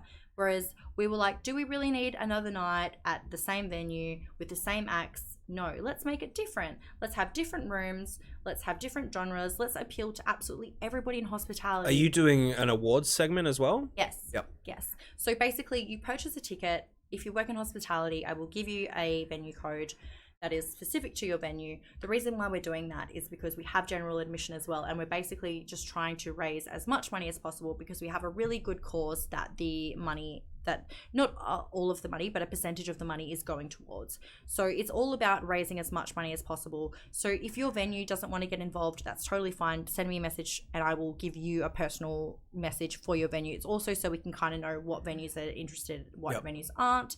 And it's basically just a night for all of us to get together and be like, you know what, we had a shit year. Venues have closed. Venues have gone out of business. But at the end of the day, this is hospitality. Welcome home. Like, we are a family and we will find somewhere for you to be. And that is what the event is about. It's not about like making money, because I can tell you right now, we are spending so fucking much to make it the best night for hospitality that we fucking can, which is the difference and the point of difference between the last two companies that have tried to do the event. And I can tell you right now, nobody works harder than I fucking do. How do you feel taking on something like this when excited? It's failed before? Excited. Yeah. Because I'm like, if you don't believe in yourself, nobody will. So I know that I can do events. I know that I can fucking annihilate. And I know as well, if I have the financial backing that we do for this, that it's going to be amazing. And the only thing that kind of sucks is, you know, the capacity due to Corona and due to the climate that we're in, but we work with it. Yep. Like, that unfortunately is the world that we're living in right now. So let's just celebrate while we can. Let's give us ourselves. That's why also we changed the date. It's used to being in like June, July, in the middle of the year. It made more sense for us to do it just before Halloween. So we get to have our New Year's before everybody else gets to, and before we go into the festival season and all that kind of stuff. That makes a lot of sense. It made more sense for us to change the date and like push it back. So also the weather, so it'll be a little bit better. It's still going to be the same kind of concept in terms of like, we're still going to do a free sausage sizzle to pay homage to the original events. We're still going to like have the dress up and all that kind of stuff. But we just want to make sure that everybody feels involved and everybody feels inclusive, because that's what hospitality to Bentua and I is. It's about a family and creating a family. And a lot of us work so much that we don't get to see our own family. Sounds like a good idea, Kayty. Thank you. And I hope it works out for you. Yeah, that's it. I really buy some tickets. Yeah, do you think you can get us some, what are they called again? Yeah, discount codes. Well, I mainly just want it so we can vote. Oh, okay. So basically, when you purchase your ticket, you have to have a venue code to get to the awards section. Yeah. So basically, there is, I think it's 15 awards or nominations. Yeah. But when you purchase your ticket, you're only going to be asked 5 questions. Yeah. So when you come to the awards night, that you still have that level of entertainment that you're still excited for. And the awards, we didn't want to make it serious this year, because it's like, we've had the shittest year. Who cares about best bartender? Exactly. Who cares about best door girl? Yeah. Let's just make it fun for everybody, because we've honestly all been fucking to hell and back. Let's just enjoy it with like our friends and family. So we've tried to make it as lighthearted as possible. If anybody wants to get involved sponsorship wise, everybody is so welcome to contact us and just say, this is what we want to offer, or like, we just want to help. What can we offer? And it will be like super inclusive. So it's like Barcella, 5th of October. It's on a Monday. It is Magnet House, Edison, and Amplifier Takeover. The Court and Technical Alliance are getting involved, and they're going to do such a fucking wicked job there. So the Court are taking over Amplifier. So what time does the event start and finish? So it's going to be 8 p.m. till 5 a.m. Right. So the Court are taking over Amplifier. So it's going to be like Camplifier, which is going to be like just a super cheese gay night of like fun. And also I just feel like the Court and Connections are such a big part of our community. Let's actually just give them fucking the respect that they deserve. It's 2020. It's like what I was saying to a few mates the other day. It's like with Connections and the Court. It's like, if Connections is like 40 years. That's plus it. old. If you're if you're gay and you come to Perth, and it's like, where do I go? Connections. It's been there forever. And the Court, they're both amazing venues because they offer something so different. That's it. That it's like they're not really in competition with each other. They're a family, and there is no like ill blood between the two. They share staff in terms of like the performers and everything, and it's just such a family kind of run environment, and it's like so lovely to be a part of. And I just really, after like last year, there was like a bit of a run in, and I just really wanted to make sure that they were given the respect that they deserve. And which is why I felt so fucking passionately about making sure that like the Court were a massive sponsor in part of it. So that's why I gave them an entire room. And like, I'm so super keen for Connie's to come on board. And that's the thing. Any other venue that is super keen, please, to be a part of it, you're so welcome to hit me up. Any venues. The same way of DJs. We're doing. The other thing is, I felt like with the other 2 venues, it was very copy and like paste. These are the exact same DJs you expect to see at every fucking event ever. Well, you said there's going to be like 35 plus DJs. So we actually just added, because we added another stage. So Snap are coming on board and they're going to sponsor a silent disco. So there's now going to be six stages. So there's going to be about 40 DJs. Right. So it's a big, it's a big thing. Huge. It's a huge thing at this point. Fucking huge. And what day is it on again? So it's a Monday. That's 40 DJs on a Monday. It's pretty off its Monday, shit. October You don't really have an excuse not to go at that point. That's exactly it. If you work in hospo, why not? It's that weekend for hospo is going to be huge because the Saturday is the Proud Awards. Right. And then so that's like a massive night for that community, and like super excited for it. And then we've got Saturday night Proud Awards, Sunday is Gabby Torrance and Rami's birthday, Monday night is Barcella, and super excited for it. Shout out to Rami. I actually went to uni with him. Oh really? Yeah, he's a good dude. Yeah, he's very smart. Very good with his photos. Yeah. I'd say he's like, it's just so switched on. It's crazy. But yeah, so that's probably the event I'm super excited about the most. Then we've got Proud Awards coming up. I'm super excited to get nominated already for like favorite DJ who plays at like a gay venue. So fucking excited that, because the Court was like my dream venue since I began. Super pumped for that. And then I also have Float coming up for Melbourne Cup. So I'm super excited for like a classy boat party. It's so different to Banks and Hose. I hope it works, because the last couple of Melbourne Cups that I've actually worked for. Just run. Just run. Then when you're back, we'll wrap things up. But I have to admit though, just quickly, with Melbourne Cup, last year I played at the old Kayty Tar, which was now 8. It's the... I know what you're talking about. On the Point, Beaumont-Dean, or whatever it is. But the thing is, it was busy, but it wasn't busy. And they there's had a so promoter much in. Did you play for the promoter, or did you play for the venue?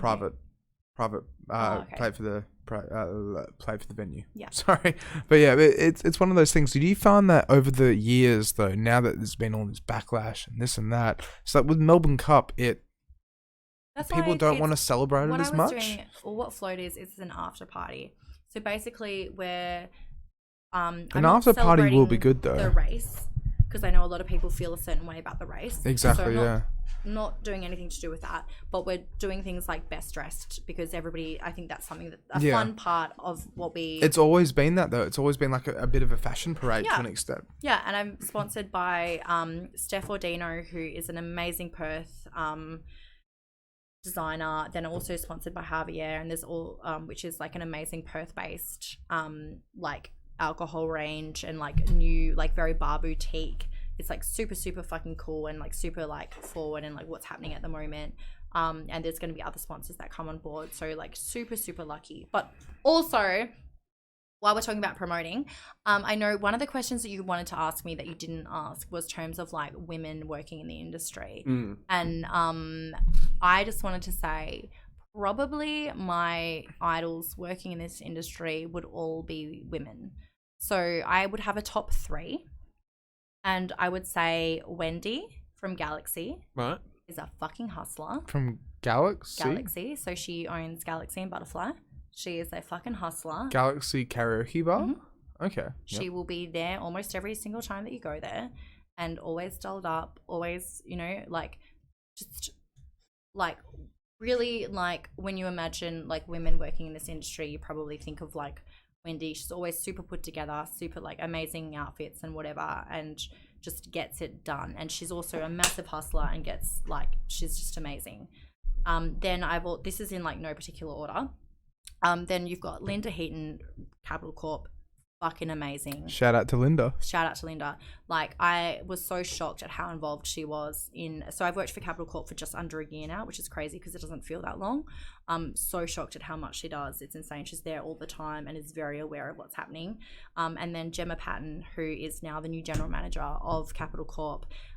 She was the general manager of the Court a couple of years ago. Then she's gone and she did festivals in between working at the venues, and like, it's so nice to have females to be able to look up to, and they're all very I'd say they work harder than any like male that I know in this industry. And it's nice to know that even though I present myself the way that I do, you don't have to do that. There are people out there that do market themselves exactly who they are as a person. If you were to meet me out on a night out, I'm probably not Kayty Banks, or I'm not, what you would expect. The stage persona, yeah.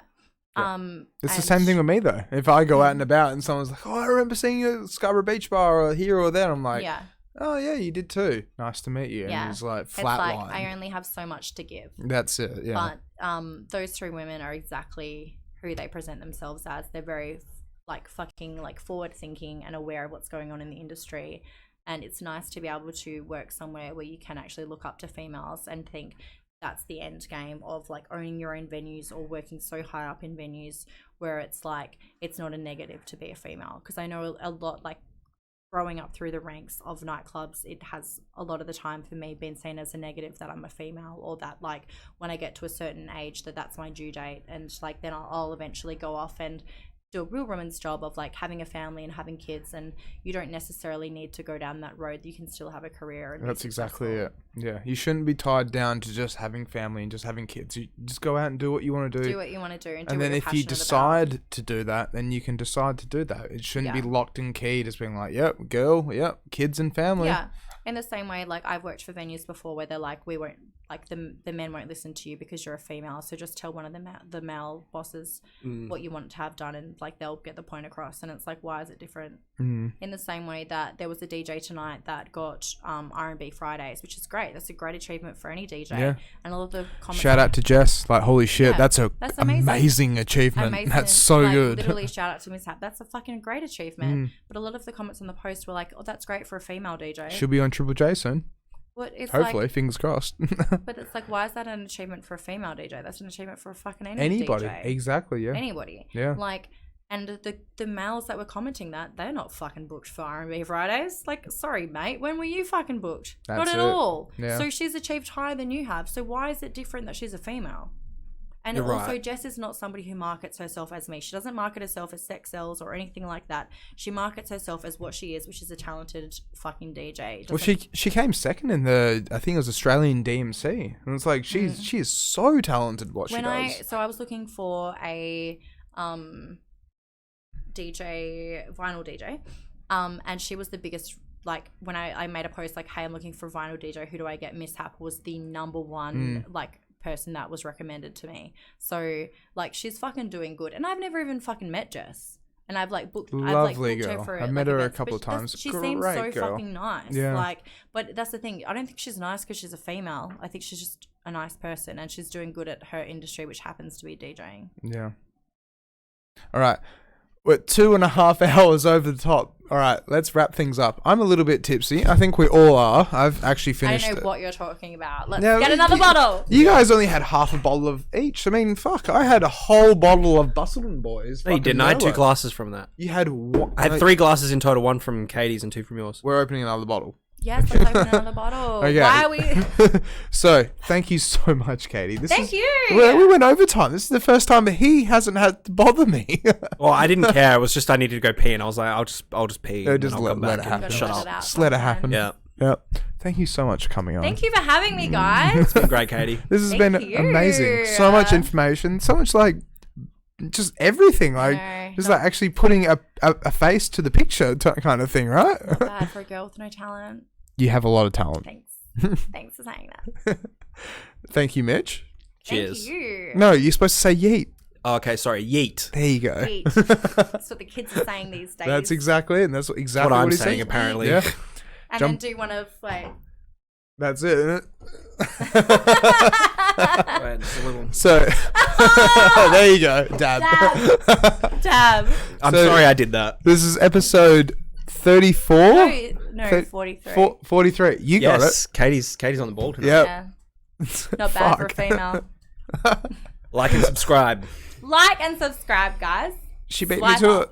Please like and subscribe us. He's going to get his belt out and beat me up. But, yeah. You make me out as such a violent person. You are a very violent person, Mitch. Oh, not yet. So violent. Soon. You're big and you're scary. All right, but thank you so much for tuning in. Whoever tuned in, this is episode 43? 43. This is episode 43 of the Infra-Red podcast. We can't wait to see you next week. Next week, we have Mind Electric Christian, who has also DJ'd in Las Vegas, in Berlin, and all over Europe. And he's done multiple European tours. So super exciting. We'll see you guys next week. Bye. Bye.